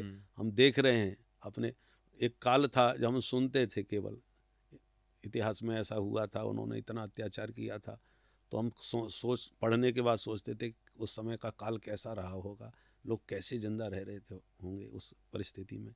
और आज हम देख भी रहे हैं, जो फाइल निकली है उसमें कैसे कुकृत्य सामने आ रहे हैं। तो आज इसी युग में ऐसे ऐसे कुकृत्य भी हो रहे हैं जिन्होंने राक्षसों को पीछे छोड़ दिया है। और जो वो भी देख, जो जैसे महाभारत हुआ तो बड़े बड़े अग्नियास्त्र, पर्वतास्त्र, पर्जन्यास्त्र, ये दिव्यास्त्रों की प्रयोग होता था, उसमें ऐसे बरसते थे। आज वो दिव्यास्त्र प्रयोग हो रहे हैं। तो मृत्यु हमको सामने दिखाई पड़ रही है। अब उस काल में भी हम सावधान होकर के ईश्वर की आराधना करके या अपने आप को अपने कल्याण का मार्ग प्रशस्त न करें, क्योंकि दो बातन को याद रख जो चाहस कल्याण, नारायण एक मौत को दूजे श्री भगवान। नारायण स्वामी हुए संत, उनका ये वचन है कि दो बातों को याद रखो, या तो भगवान को, माधव को, या मृत्यु को। या तो मृत्यु याद आपको रहेगी कि मैं मरने वाला हूँ, तो आप गलत काम स्वतः नहीं करेंगे। जब मरना ही है तो किसके लिए जोड़ना है, क्या करना है। मृत्यु का जो स्मरण रखता है कि मुझे सब छोड़ के जाना है, एक दिन मरना है, तो वो बहुत पाप से बच जाता है, बहुत अनुचित कार्यों से बच जाता है। और दूसरा, या तो भगवान का स्मरण कि भगवान हर पल मेरे क्रिया को देख रहे हैं, या तो ये याद रहे। तो जो आस्तिक है, ईश्वर को मानने वाला है, वो तो पाप से बचेगा ही। और तुम ईश्वर को नहीं मानते तो मौत को तो मानोगे। तो मृत्यु को याद रखोगे तो भी बचोगे, कि हम किसके लिए ये सब पाप ढो रहे हैं। दाल रोटी खा के अंत में जाना ही है सब। सही बात है। तो दो बातों को याद रखना चाहिए। तो मृत्यु हमें दिख रही है कि कब क्या हो जाए, क्या स्थितियां भयानक बने, इतने पर भी हम लोग सावधान न हो तो दुर्भाग्य है। ईश्वर तो अपना संकेत सब दिखा रहे हैं, सब दिखा रहे हैं। तो युद्ध की विभीषिका आमतौर पे मैंने देखा कि मतलब जब बात होती है युद्ध की तो बड़ा जोश आता है, युद्ध युद्ध युद्ध। लेकिन युद्ध के जो साइड इफेक्ट हैं, जब सिलेंडर मिलने बंद हो जाते हैं, ये लोगों को समझ में नहीं आता कि युद्ध का ये भी साइड इफेक्ट है। अभी जब पेट्रोल के दाम बढ़ेंगे, चले भारत ने स्टॉक कर रखा है, लेकिन बढ़ेंगे किसी न किसी पॉइंट पे बढ़ाने ही पड़ेंगे, क्योंकि तेल की आपूर्ति बंद हो रही है, हर चीज़ महंगी हो जाएगी, मल्टीप्लाई हो जाएगी, 10 रुपए की चीज़ 20 रुपए की मिलने लगेगी, और तब हमें युद्ध समझ में आएगा कि युद्ध का ये असर होता है। और सनातन की खास बात यह है कि वो युद्ध का हमेशा विरोध करता है। बिल्कुल, सनातन तो सबका भला चाहता है, सनातन तो कहता है कि ऐसी हिंसा ही ना हो। तो ये क्या सनातन ही रास्ता दिखा सकता है युद्ध के माहौल में? बिल्कुल सत्य है। केवल सनातन धर्म है जो कहता है विश्व का कल्याण हो। केवल सनातन धर्म का या भारत के कल्याण की ही बात नहीं करता। सर्वे भवन्तु सुखिनः, सर्वे में सब आ गए। सर्वे भवन्तु सुखिनः, सर्वे सन्तु निरामया, सर्वे भद्राणि पश्यन्तु माँ कश्चित दुख भाग भवेत्, किसी को भी दुख न हो। तो ये भावना सनातन धर्म का, और जब तक ये सनातन धर्म का चिंतन लोग स्वीकार नहीं करेंगे, नहीं समझेंगे, उसके अनुसार अनुगमन नहीं करेंगे, तब तक विश्व में शांति की स्थापना नहीं हो सकती। क्योंकि सनातन धर्म वसुधैव कुटुम्बकम की बात करता है। वो केवल अपने लिए और या अपनों के लिए ही सीमित नहीं है, वो सारे विश्व जीव मात्र दयया सर्वभूतेषु संतुष्टिया येन केन वा सर्वेन्द्रियोपशांत्या च तुष्यत्यासु जनार्दन। नारद जी से प्रचेता गणों ने पूछा कि ठाकुर जी को सबसे जल्दी प्रसन्न करने का साधन क्या है, तो 3 सूत्रों ने बताया। पहला, सर्वभूतेषु दयया, जीव मात्र के प्रति आपके मन में दया करुणा का भाव होना चाहिए। सर्वभूतेषु का मतलब जीव मात्र जी, केवल मनुष्य मात्र नहीं, कीट पतंग 84 लाख, हम तो पहाड़ों तक को कहते हैं। हाँ, हमारे यहाँ इसलिए सबकी पूजा है, वृक्षों की, पर्वतों की, नदियों की, समुद्र की। तो सर्वे भवन्तु सुखिनः, सर्वे सन्तु निरामया, अच्छा, दया सर्वभूतेषु, और संतुष्टिया येन केन वा, पात्रतानुसार जितना तुम्हें मिला है उसमें पूरी तरह संतुष्ट लेकर के उसका आनंद लीजिए। जो मिला है हम उसका आनंद नहीं लेते, जो अप्राप्त है उसकी प्राप्ति में जितना हम भागा दौड़ी करके अपने अशांति पैदा कर लेते हैं। प्राप्त को पर्याप्त समझ के प्रसन्न रहना सीखो, संतुष्टि आये न केन। और सर्वेंद्रियों पर शांतिया च, इंद्रियों पर अपना अंकुश बना करके रखो, क्योंकि इनकी तृप्ति कभी नहीं हो सकती। ये तो तुम्हें जीवन भर विषयों की तरफ खींचती रहेंगी, तो इसलिए इनको ताम के रखना पड़ेगा। तभी ये 3 बातें यदि जीवन में उतारो तो ठाकुर जी की कृपा के पूर्ण पात्र बन जाएंगे। और पश्चिम में तीनों ही बातें नहीं है। हाँ बिल्कुल सही कहा। ना इंद्रियों का संयम है, ना संतुष्टि है, ना संतुष्टि है। वहाँ पे जो मिल गया उससे ज़्यादा चाहिए, तभी हमले हो रहे हैं। राष्ट्रपति उठा लेते हैं ट्रंप आके। बिल्कुल बिल्कुल जी। और किसी की चिंता तो है, दया तो भूल ही जाइए। वो तो है ही। सिर्फ अपना कि मैं मेरा राज, मेरा अमेरिका, यही सब चल रहा है इस समय। तो बिल्कुल सही। तो इस सब के साथ में एक तो जो हम कह रहे हैं सनातन, लेकिन सनातन की जब चर्चा कर रहे हैं तो सनातन पंथ जिसकी हम बात करते हैं, एक पंथ होता है और एक धर्म होता है। तो सनातन धर्म कैसे है, पंथ कैसे नहीं है? सनातन का अर्थ होता है शाश्वत। केवल सनातन इसलिए कि ये किसी का चलाया हुआ नहीं है। पंथ वो होता है जिसने किसी ने चलाया। तो जहां से प्रारंभ हुआ, जिसने चलाया वो तो पंथ हो गया। और जिसको किसी ने नहीं चलाया, चाहे राम जी हों, चाहे कृष्ण जी हों, 24 अवतार में जो भी हों, वो उसके अंग बन करके, उसके पहले भी सनातन था। सनातन तो शाश्वत है। तो इसलिए वेद किसी की पुस्तक नहीं है, अपौरुषेय है। ईश्वर का आदेश मंत्रों के द्वारा ऋषियों ने, ऋषयो मंत्र दृष्टारः, मंत्रों का दर्शन किया, लेखन नहीं किया। और दर्शन किसका होता है? जो पहले से विद्यमान हो। लाइट चली गई और तो हमको कुछ दिखा नहीं, लाइट आ गई तो हमको दिखने लगी, तो वस्तु तो पहले से ही थी। दर्शन अब हुआ प्रकाश में। तो मंत्र पहले वो ईश्वर का आदेश है। तो अब वैदिक जो सनातन धर्म है वो किसी के द्वारा चलाया हुआ नहीं है, अनादि है, इसलिए इसको सनातन कहा जाता है। तो धर्म केवल सनातन है, बाकी सब पंथ हैं जो किसी को कितना समय हो गया, किसी को कितना समय हुआ, और किसी न किसी का प्रवर्तक दिखाई पड़ता है। इसलिए धर्म का मतलब, धर्म का शब्द का जो धर्म शब्द व्यापक होता है। पुत्र का धर्म, पिता का धर्म, पत्नी का धर्म, पातिव्रत धर्म है, राजधर्म। तो ये धर्म का मतलब धर्म को धारण करने वाला, ये तुम्हारा कर्तव्य, एक तरह से सीधा सीधा अर्थ है कर्तव्य। तुम्हारा जो कर्तव्य है उसका आप पालन कीजिए। राजा को राजधर्म का पालन करना चाहिए, प्रजा को प्रजा धर्म का पालन करना चाहिए, पिता को पितृधर्म का, पुत्र को पुत्र धर्म का। इसलिए कहा रामो विग्रहवान धर्म। आप धर्म को नहीं जानते तो क्या, कैसे पता चले कि धर्म किसका क्या है? बोले राम जी के चरित्र को पढ़ लो, अच्छा, धर्म का ज्ञान हो जाएगा। पिता का आज्ञाकारी पुत्र कैसा होना चाहिए, एक एक धर्म का अंग आपको एक एक पात्र में दिखेगा। जैसे पुत्र धर्म की जहाँ बात आती है तो श्रवण कुमार का नाम आ जाएगा कि श्रवण कुमार जैसा पितृभक्त होना चाहिए, है? सत्यवादी की बात आती है, हरिश्चंद्र का नाम आ जाएगा। तो एक एक धर्म एक एक व्यक्ति में तो लिए, पर वो सारे धर्म एक में देखना है तो वो राम जी महाराज का है। पुत्र की तरह उन्होंने, श्रवण कुमार की तरह, माने पुत्र धर्म का पालन के निरपराध होते हुए भी माता पिता की आज्ञा का प्रसन्नतापूर्वक पालन करते हुए 14 वर्ष के लिए वन चला जाना, ऐसा आज्ञाकारी बेटा। तो पुत्र धर्म उन्होंने प्रवचन के द्वारा नहीं, आचरण के द्वारा दिखा दिया। फिर मित्र धर्म, सुग्रीव को मित्र बना करके, जो पशु पक्षियों से जानकी जी का पता पूछ रहे थे, इतने विरह व्याकुल थे प्रिया के विरह में, परंतु जब मित्र की व्यथा सुनी तो सुन सेवक दुख दीन दयाला, फरक उठी द्वय भृजा विशाला। जानकी जी को खोजना भूल गए और उसका दुख, निज दुख गिरि सम रज कर जाना, मित्र हैं दुख रज मेरु समाना। उन्होंने तुरंत, जब तक बाली का वध करके मित्र को प्रतिष्ठित नहीं कर दिया उनकी सत्ता पर, तब तक वो चैन से नहीं रहे। तो ये मैत्री धर्म। तो सारे धर्म, भ्रातृ धर्म, भाइयों का कैसा होना चाहिए कि अधिकारी राम जी थे, और जब पता चला कि भरत को गद्दी मिलने वाली तो बड़े प्रसन्न हो गए। भरत प्राण प्रिय पावह राजू, इससे बड़ी बात क्या होगी कि अभी मैं राजा बनता तो कौन परिचय देता, मैं अयोध्या का राजा हूँ, अब परिचय दूंगा मैं अयोध्या के राजा का बड़ा भाई हूँ। तो हर चीज़ को किस ढंग से सकारात्मक लगे, भ्रातृ प्रेम कैसा होना चाहिए दिखा दिया। इस प्रकार से शत्रु धर्म भी उन्होंने दिखाया। सब प्रकार के धर्मों का यदि आपको, अब पूरा विषय विस्तृत हो जाएगा, पर इसलिए एक शब्द में कह दिया रामो विग्रहवान धर्म। जिसको अपने धर्म का राजधर्म, आज भी राम राज्य की चर्चा करते हैं, राजा कैसा होना चाहिए, राम जी जैसा। तो सारे धर्म उन्होंने अपने प्रैक्टिकल करके दिखा दिए।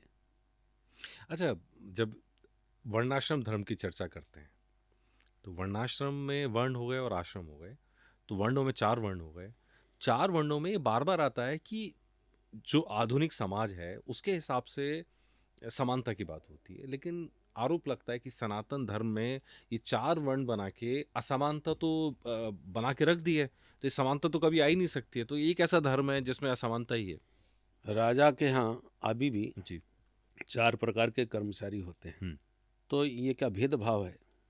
पात्रता के अनुसार उन्होंने 4, तुम्हारी पात्रता जितनी ऊपर जाना चाहो जाओ, आप पात्रता अनुसार, पर है तो 4 कैटेगरी, 4 प्रकार हैं।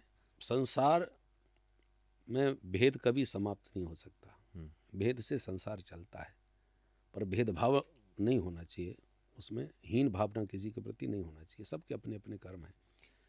सनातन धर्म में जो वर्ण व्यवस्था है, उन्होंने जन्म से ही सबकी जीविका सुरक्षित कर दी थी कि तुम हमारी जीविका में कभी हाथ नहीं डालो, हम आपकी जीविका में कोई हाथ न डालें।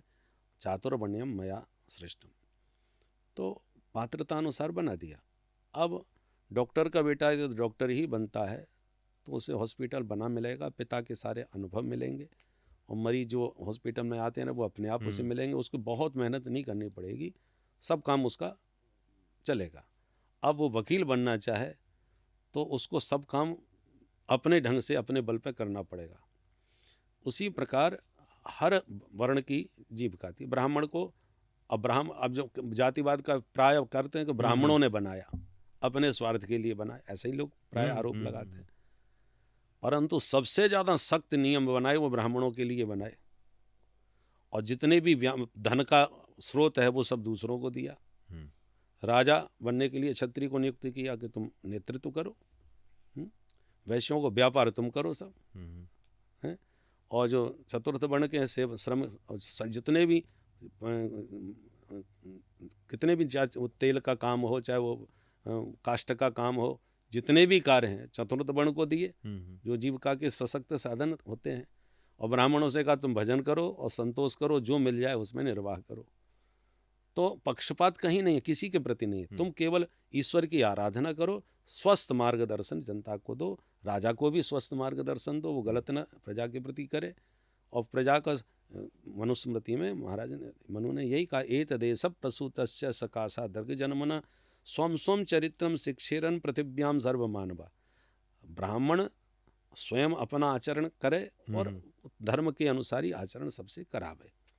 और सबसे ज़्यादा संतोषी ब्राह्मण को बताया गया कि तुम सुलोंश वृत्त्या से काम चलो, शिला और उंच वृत्ति। अब इससे ज़्यादा दयनीय स्थिति ब्राह्मणों की क्या हो सकती है? जो उस काल में थी, हमेशा दरिद्र ब्राह्मण था, ये गरीब ब्राह्मण था, ये कहा जाता। तो जो अपने आप को इतना निम्न स्थिति में रखता है, जीविका का कोई साधन नहीं, तुम कोई दूध नहीं बेच सकते, घी नहीं बेच सकते, कोई व्यापार नहीं कर सकते, किसी की नौकरी नहीं कर सकते, यदि करते हो तुम ब्राह्मणत्व से गिर जाओगे, तुम ब्राह्मण नहीं रह जाओगे। तो इतना तपाने का कठोर नियम जो यदि हैं वो ब्राह्मणों के, वो पक्षपात क्यों करेंगे किसी के प्रति? परंतु ये जो अभी जातिवाद की जो बात आई ना, ये विश्व घोलाया गया, उसमें कुछ विदेशी और कूटनीति भी विदेश की थी, जिसके कारण इनके धर्म में व्यवधान आवे। आज देखिए जितने जातियां हैं, क्या मुसलमानों में नहीं होती? कितने भेद होते हैं, पर उनके भेद की कोई चर्चा तक नहीं होती। मुसलमान माने मुसलमान, जबकि उनमें आपस में शिया सुन्नी में कितना संग्राम हो जाता है, परंतु उसकी कोई बात चर्चा नहीं है। जाति केवल हिंदुओं की दिखाई देती है। तो ये जातिवाद का जो विष फैलाया है, इसने सबकी मानसिकता बिगाड़ दी। नहीं तो हर कर्म में ब्राह्मण स्वयं, देखो ये काम नाई का है, इसको इसमें विदाई इतना देना चाहिए, इसको ये जोशी का काम है, इनको इतनी विदाई देनी चाहिए। ब्राह्मण सबको दिलवाते थे, हैं तुम्हारे यहाँ किसान फसल आई है तो उनको इतना दो, इतना अंश निकालो, फिर अपने प्रयोग में लो, आदि आदि। तो अब ये जब विषय ये घुल जाता है ना, तो मानसिकता बिगड़ जाती है। और वो प्रदूषण इतने वर्षों से इतना विषाक्त वातावरण हो गया है कि अब किसी से यदि जाति की बात करो तो उसको ये बात समझ में जल्दी से नहीं आएंगी, क्योंकि उसका चश्मा बदल चुका है पूरी तरह से। अच्छा, इसी में रामायण पे हम चर्चा कर रहे थे। रामायण में हनुमान जी का जो है, हनुमान जी ब्राह्मण है ना, और उनसे बड़ा सेवक कोई नहीं है। बिल्कुल। ये अभी मैं जब देख रहा था तो मतलब जहाँ आता है हनुमान जी से बड़ा सेवक कोई नहीं है। अगर सेवक धर्म की चर्चा होती है तो हनुमान जी की चर्चा होती है कि सेवक कैसा होना चाहिए, हनुमान जी ऐसा होना बिल्कुल चाहिए, बिल्कुल और वो ब्राह्मण है। तो बिल्कुल। इसके क्या मायने हुए फिर इस पूरी वर्ण व्यवस्था के अंदर? नहीं, वर्ण व्यवस्था के अनुसार जैसे वो ठाकुर जी के सेवक हैं, हम्म देखो हर व्यक्ति यदि कर्म के आधार पर आप करें तो हर व्यक्ति चारों वर्ण में 4 प्रतिदिन आएगा। हम्म कर्म तो सब होते हैं, प्रधान कर्म क्या है, हम्म आपकी जीविका से लेकर के मुख्य कर्म आपका क्या है, हम्म उसकी प्रधानता है। बाकी कर्म तो आदमी सब करेगा, सेवा का भी कर्म करेगा, विद्या का भी कर्म करेगा, उपासना का भी कर्म करेगा, परंतु प्रधानता हमारी जैसे ब्राह्मण है तो हमको ब्राह्मणोचित कर्म के जो वेदों ने शास्त्रों ने हमको बताया हमें वही प्रधानता से करना चाहिए। है तो अब ब्राह्मण भी तो सेवा का काम करता ही है, ठाकुर सेवा, अपरस की सेवा, सब सेवा में तो सब कर्म आता है, पर प्रधानता उसकी काय की है। उसी रूप से उसका वर्ण उसने जो किया है अपना कर्म, वो वर्ण व्यवस्था के अनुसार और बिना किसी भेदभाव के जो स्वस्थ जीव, आज क्या पढ़ लिखने के बाद सबके सामने जीविका का प्रश्न खड़ा हो रहा है, मैं क्या करूं, जॉब के सरकार कितना लोगों को जीविका देगी भाई, जॉब देगी। पहले किसी को चिंता थी ही नहीं, परंपरा से जो कर्म करा क्या किसकी उसमें उत्थान नहीं हुआ। या तो जूता का ही काम कर लो, आज जूता सबसे ज़्यादा शोरूम में सबसे ज़्यादा महंगे दिखाई दे रहे हैं। आज धोबी का काम देख लो, कपड़े धोने का ही था, आज कितने महंगे महंगे ड्राई क्लीनिंग हो रही हैं, बढ़िया। परंतु अब क्या सबने सब में प्रवेश कर लिया, कोई भी ब्राह्मण भी बन सकता है, वो कथावाचक भी हो सकता है, और कथा ब्राह्मण जितने हैं वो स्वीपर का भी काम बहुत से कर रहे हैं, या जूता का भी काम कर रहे हैं, सब काम जिसको जो समझ में आए वो। तो एक दूसरे की जीविका पर जब प्रहार होने लगा तो अब जो स्वस्थ जो जीविका का स्वतंत्र था वो खत्म हो गई। तो अब क्या जैसे माहौल है इसके अंदर, अब क्योंकि सब चीज़ें बदल गई हैं, तो क्या अब सनातन को सोचना चाहिए कि जो वर्णाश्रम व्यवस्था है ये खत्म कर देनी चाहिए, या इस पे कठोरता से वापस आना चाहिए? यह देखो, जब तक शास्त्र के अनुसार हम व्यवस्थित नहीं चलेंगे तब तक सुख शांति नहीं मिल सकती मनमुखी ढंग से। श्रीमद् भागवत के चतुर्थ स्कंद के 18वें अध्याय के 4थे श्लोक में भूदेवी ने पृथु महाराज से कहा है, अस्मिन देशे थवास्मिन मुनिविस तत्वदर्शी भी, तत्वदृष्टा ऋषि मुनियों ने जो जीने का ढंग बतलाया है उसके अनुसार जो व्यवस्थित ढंग से चलेगा तो अस्मिन लोके, इस लोक में तो सुखी होगा और परलोक में भी उसका सुख। अब जो परलोक नहीं मानते, चलो तो इस लोक को तो आप देख ही रहे हो, इस लोक में भी आप स्वस्थ सुखी नहीं रह सकते। दोनों लोकों को सुखी करने के लिए तत्वदृष्टि ऋषियों ने, तत्ववेत्ता ऋषियों ने जो पथ बताया है उसके अनुसार ही चल करके हम लोक परलोक की सिद्धि कर सकते हैं जी। जीविका का संकट ही खत्म हो जाएगा जब जन्म से सबकी जीविका सुरक्षित हो जाएगी, तो क्यों सरकार का मुंह ताकेगा। हम अपना काम, हमारा पांडित्य का काम है, हमारे बाप दादाओं ने किया, हमारे जजमान पुरोहिताई हैं सब, हम सब अपने आप ही हमको सीखने को मिल गया पिताजी से, गुरुजन अपने पूर्वजों से, और जजमान हमारे सुरक्षित हैं, वही हमारे कर। तो अब हमको कहाँ किसी जीविका के सामने किसी हाथ पसारने की जरूरत है। तो वो एक परंपरा जो थी, जब तक वेद विहित परंपरा को हम यथावत स्वीकार नहीं करेंगे तब तक। अच्छा, रही बात शूद्रों की जी, तो विदुर जी महाराज भी तो शूद्र ही थे, उनका कितना सम्मान था, लोगों को पता ही नहीं चलेगा कि ये शूद्र थे। अच्छा, आज वर्तमान में भी देखो, राम सुखदास जी कितने अच्छे संत थे चतुर्थ वर्ण के, पर आज उनका कोई अपमान करता है क्या? उनको संत के रूप में ही देखा माना जाता है, सबसे संतों में शिरोमणि के रूप में देखा जाता है। आपने नाम सुना होगा श्री राम सुखदास जी महाराज, जिन्होंने गीता प्रेस को कितना सुलभ ग्रंथ सबको कराए, गीता के ऊपर जिनका कितना अद्भुत वक्तव्य है, पर उन्होंने वर्णाश्रम धर्म का पालन करते हुए पूरा काम किया चतुर्थ वर्ण के। तो मेरा मतलब तब की बात नहीं, आज भी जो शास्त्र विहित ढंग से रैदास जी महाराज थे, काम उन्होंने अपना कर्म जो था परंपरा का वही किया, परंतु क्या संतों में उनकी गणना नहीं हुई सबको उनको।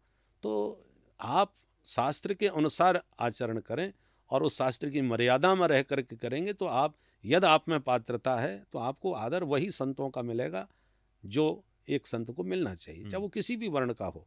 चारों वर्ण के संत मिलेंगे आपको, और उनको कोई भी आप बताओगे तो पता चलेगा ये अमुक वर्ण के थे, नहीं तो केवल संत के रूप में ही उनको स्वीकार किया जाता। चलो अगर मतलब वर्ण की तरह से छोड़ दें, लेकिन इकोनॉमिकल कंडीशन के साथ तो कहीं ना कहीं चीज़ जुड़ी होती है, चाहे किसी भी वर्ण के हों।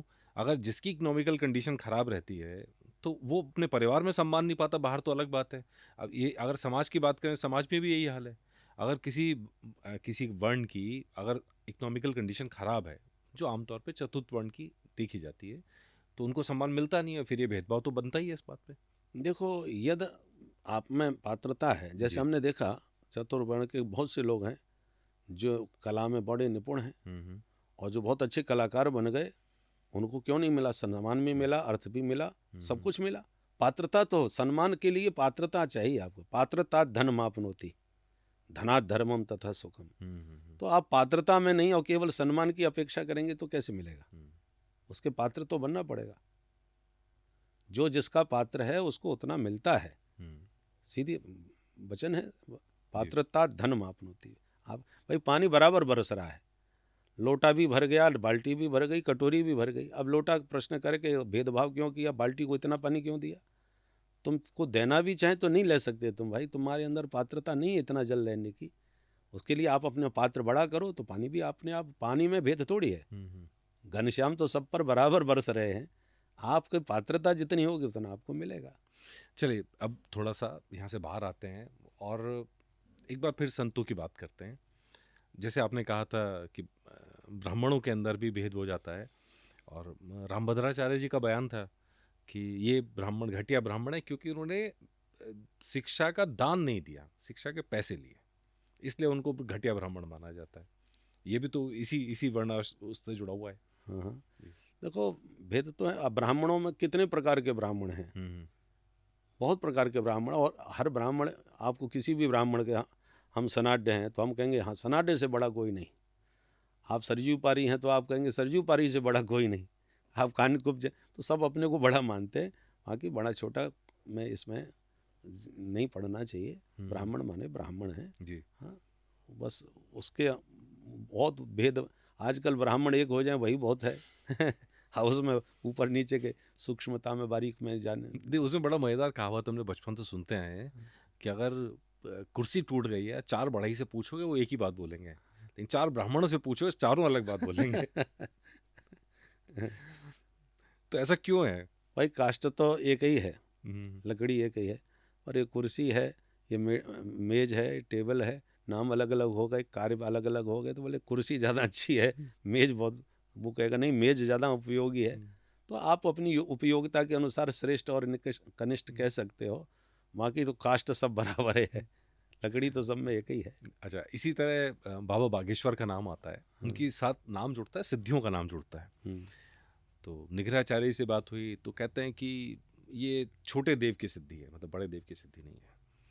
हमारी महामंडलेश्वर जी से बात हुई जूना अखाड़े के, वो कहते हैं कि इस तरह की सिद्धियां जो है आध्यात्म के रास्ते में बाधा बन जाती हैं। तो क्या वाकई में मतलब सिद्धि होना अच्छा है कि बुरा है? ये देखो अच्छी चीज़ है, हर चीज़ का उपयोग आप किस ढंग से कर रहे हैं उसके ऊपर अच्छा बुरा है। यदि आपकी सिद्धि केवल प्रसिद्धि के लिए है तो आप उसका सही उपयोग नहीं कर रहे, परंतु सिद्धि का प्रयोग लोगों को सत्कार्यों में प्रवृत्त करने के लिए या सनातनी बनाने के लिए या ईश्वर निष्ठ बनाने के लिए आप उसका प्रभाव दिखा रहे हैं, तो क्या बुराई है इसमें? ये तो समाज का भी हित हो रहा है, धर्म का भी उत्कर्ष हो रहा है। मूल बात यह है कि जैसे पिस्तौल है आत्मरक्षा के लिए अच्छी है, पर उससे उसके हाथ में लेकर के आप दूसरों पर आतंकित दूसरों को करो तो उसका दुरुपयोग हो गया। तो वस्तु वही है, आप उसका किस ढंग से उपयोग करते हैं उसके ऊपर निर्भर है कि वो अच्छा है कि गलत है। तो बाबा बागेश्वर अच्छा इस्तेमाल कर रहे हैं? हमको तो अच्छा लगता है जी, क्योंकि उनका जो भी है, देखो कहते हैं मैं कुछ नहीं हूँ मुझे तो मिला है, बोले बाबा वो हमारे सन्यासी जी का अनुग्रह है और बालाजी की कृपा है। वो अपना ये तो नहीं कहते, अपने को पुजवाने के लिए ही तो बात नहीं कर रहे, अपने को लघु मान करके चलते हैं, इसलिए वो सबके प्रिय भी हैं, साधु समाज में प्रिय क्यों हैं कि अपने को निम्न मान के चलते हैं, छोटा मान के चलते हैं और सबको आदर देते हैं और काम अच्छा कर रहे हैं, सभी को सीताराम बुला रहे हैं, देश विदेश में अपने हनुमान जी की और अपने प्रभु की निष्ठा बढ़ा रहे हैं, तो इसमें क्या बुराई, कोई अनुचित कार्य नहीं। और फिर कन्याओं का विवाह जो जिस ढंग से करते हैं, तो कितने गरीब कन्याओं का हमने तो जाके देखा है, वहाँ कथा भी कही है। तो माने सामाजिक दृष्टि से देखें या धार्मिक दृष्टि से भी देखें, सब दृष्टि से वो जो भी चमत्कार है उनका, उसका सार्थक उपयोग है, कोई दुरुपयोग नहीं हो रहा है। अच्छा, निग्रहाचार्य तो सीधा सीधा हमला करते हैं बाबा बागेश्वर पे, कहते हैं कि विदेश गए, विदेश जाना ही हमारे धर्म के खिलाफ है, 7 समुंदर पार गए, क्यों गए, है ना। और वो भी ऐसे लोगों के पैसे पे गए जो सनातन के विरोधी हैं, तो सीधा सीधा हमला करते हैं। देखिए, निग्रहाचार्य जी महाराज ने वो 100% माने खरे हैं, इसमें कोई संदेह नहीं। शास्त्र के विद्वान हैं और जो उनको कहना चाहिए वो कहते हैं। और आज केवल एक वही अपवाद हैं जो निर्भीक और बिना किसी निरपेक्ष भाव से बोलते हैं।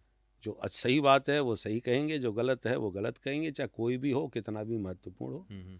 तो जिसको क्या 100% कहते हैं ना, वो सोना है खरा, इसमें कोई संदेह नहीं। परंतु यह है ना, जो 100% होता है वो कीमती तो होता है, परंतु बढ़िया आभूषण जब तक न बने तब तो मिलावट नहीं होती सोने में, तब तक तो एकदम प्योर जो है आदमी उपयोगी नहीं सिद्ध हो पाता। तो ऐसा व्यक्ति की आज आवश्यकता है, क्योंकि सब लोग मनमुखी बहुत ज़्यादा होते जा रहे हैं। जो मुंह में आ रहा है सो बोल रहे हैं, जो चरण करना हो सो कर रहे हैं, तो कोई टोकने वाला नहीं है। तुम हमारी मत कहो, हम तुम्हारी ना कहें, ये स्थिति थी। परंतु आज कोई ऐसा है जो जिसने भी गलत गड़बड़ किया उसको वो बेधड़क खरी सुनाने वाला है, कहने वाला है, ताकि लोग सावधान तो हो गए। बड़े बड़े धर्माचार्य सावधान हो गए कि मनमुखी कुछ करेंगे तो वो पकड़ेगा। तो ऐसा टोकने वाला भी चाहिए। तो लेकिन जो मुद्दा उन्होंने उठाया, विदेशों में जाना या विदेशों में जाके कथा करना, तो सनातन के हिसाब से तो विदेश जाना ही 7 समुंदर पार जाने की बात तो गलत है। तो आज कथाएं होती हैं विदेश में जाके भी, तो अब इसे क्या सही माने गलत माने? उनकी दृष्टि से तो उनको जैसा कहना चाहिए वो सही कह रहे हैं, परंतु आज के परिप्रेक्ष्य में देखा जाए तो जैसे जगत गुरु होते हैं, तो जो बड़े बड़े धर्माचार्य हैं वो आज भी नहीं जाते। परंतु हमारे कितने भारतीय हैं जो विदेशों में बस गए हैं, और यहाँ से बहुत से लोग बाहर जाकर, उस जमाने में जब ये कहा गया कि विदेश नहीं जाना चाहिए, उस समय प्राय मिलक्षप प्राय थे बाहर। उस समय उसकी उपयोगिता भी नहीं थी किसी धर्माचार्य को जाने की, और वो स्वयं धर्म भ्रष्ट हो जाता वहाँ जा कर के। आज वो बात नहीं है। आज आपको सब कुछ आपको जैसा चाहेंगे यहाँ जो पाए उससे बढ़िया आपको वहाँ मिल जाएगा।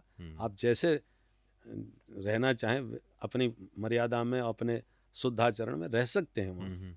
तो इसलिए कोई बुराई नहीं है। साधु समाज भी खूब जा रहा है और विद्वान भी सब जा रहे हैं, और उनकी उपयोगिता भी वहाँ हो रही है, क्योंकि वहाँ ऐसे हैं सनातनी जो कि वहाँ जा कर के चाहते हैं कि हम अपने स्वरूप को समझें, जानें।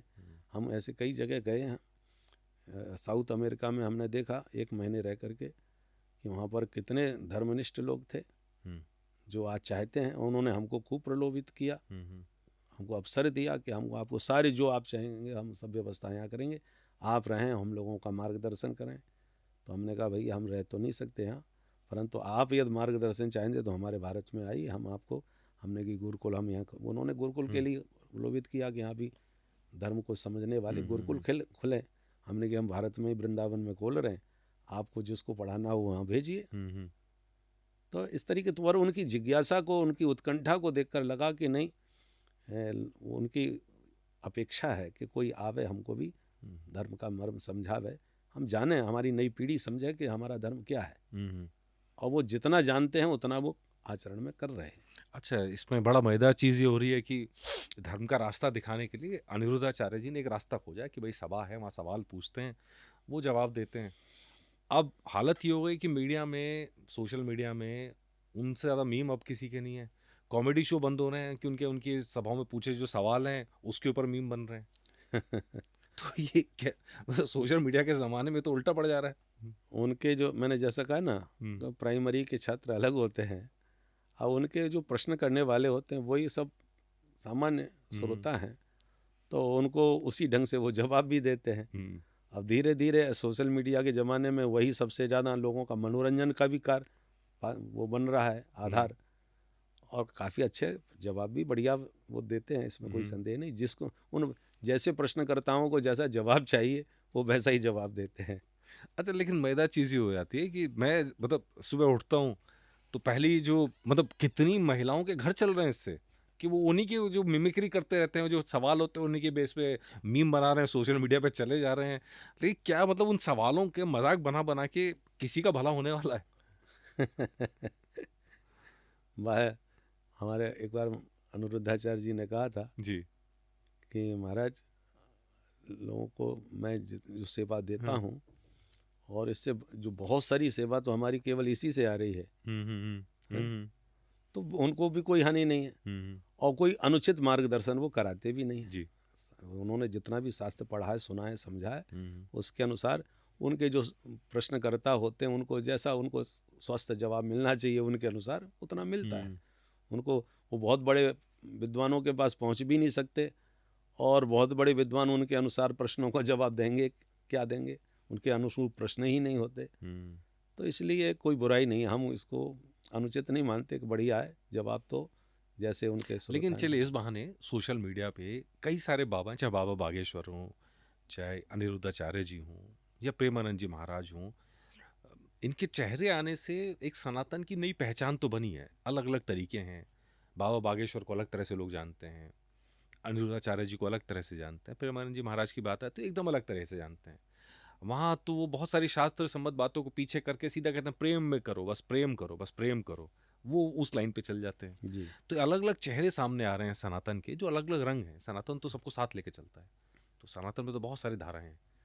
तो ये लगता है कि सोशल मीडिया पे इसका अच्छा इम्पैक्ट पड़ रहा है, लोगों के जीवन में अच्छी चीज़ें जा रही हैं। देखो, सोशल मीडिया पे जो जुड़े हुए लोग हैं वो बहुत बड़े विद्वान नहीं हैं, बहुत बड़े धर्मज्ञ शास्त्रज्ञ नहीं हैं। उनको जैसा मार्गदर्शन मिलना चाहिए उसके अनुसार इनको ये मार्गदर्शन अच्छा कर रहे हैं। चाहे वो बागेश्वरी जी महाराज हो, प्रेमानंद जी महाराज का तो नवयुवकों में, विशेषकर बुद्धिजीवी नवयुवक पढ़े लिखे लोगों में अच्छा प्रभाव पड़ रहा है। तो सोशल मीडिया का मैं तो समझता हूँ सार्थक सदुपयोग हो रहा है इन महापुरुषों के माध्यम से, क्योंकि जो बहुत बड़े श्रोता हैं, साधक हैं, वो तो सोशल मीडिया से मार्गदर्शन नहीं लेते, वो तो अपने सदगुरु, अपनी परंपरा के अनुसार जुड़े हुए उनसे, गुरुजनों से लेते हैं। सोशल मीडिया में कॉमन लोग होते हैं जो मनोरंजन की दृष्टि से जुड़े हैं, अथवा कुछ थोड़ी बहुत जिज्ञासा मन में आ रही है तो उसके अनुसार उनको मिल रहा है मार्गदर्शन। तो सोशल मीडिया का सही सदुपयोग हो रहा है, हमको तो इसमें कोई बुराई नहीं लगती। जी। एक और नई बीमारी आ गई है, एआई। वो बहुत खतरनाक है जी। इससे हमको यही समझ में नहीं आता कि जो दिख रहे हैं वो सही है कि गलत है कि क्या है। हाँ, ये बहुत खतरा है। उसमें एक तो मॉर्फ तस्वीरें, मॉर्फ वीडियोस, और प्लस एआई जो सलाह दे रहा है, तो क्या लगता है कि मतलब धर्म गुरुओं की जरूरत खत्म हो जाएगी? सारी सलाह तो अब लोग एआई से ले रहे हैं, हर तरह की सलाह ले रहे हैं, और एआई हर तरह का गुरु बना हुआ है। आप भाषा सीख लो, आप विज्ञान सीख लो, गणित, कुछ भी, ए टू जेड, आध्यात्म, कुछ भी, वो सब पे सलाह दे रहा है, और लोग सुन रहे हैं और गलत रास्ते पे भी जा रहे हैं कई बार। तो ये तो मैं इसीलिए मैं कह रहा हूँ, क्या ये नई बीमारी आ गई है? देखो, प्रारंभिक रूप से मोटी मोटी जानकारी के लिए तो ठीक है, कोई बुराई नहीं है, परंतु उसका वास्तविक रूप जो है वो उसके गहराई को नहीं बता पाएगा।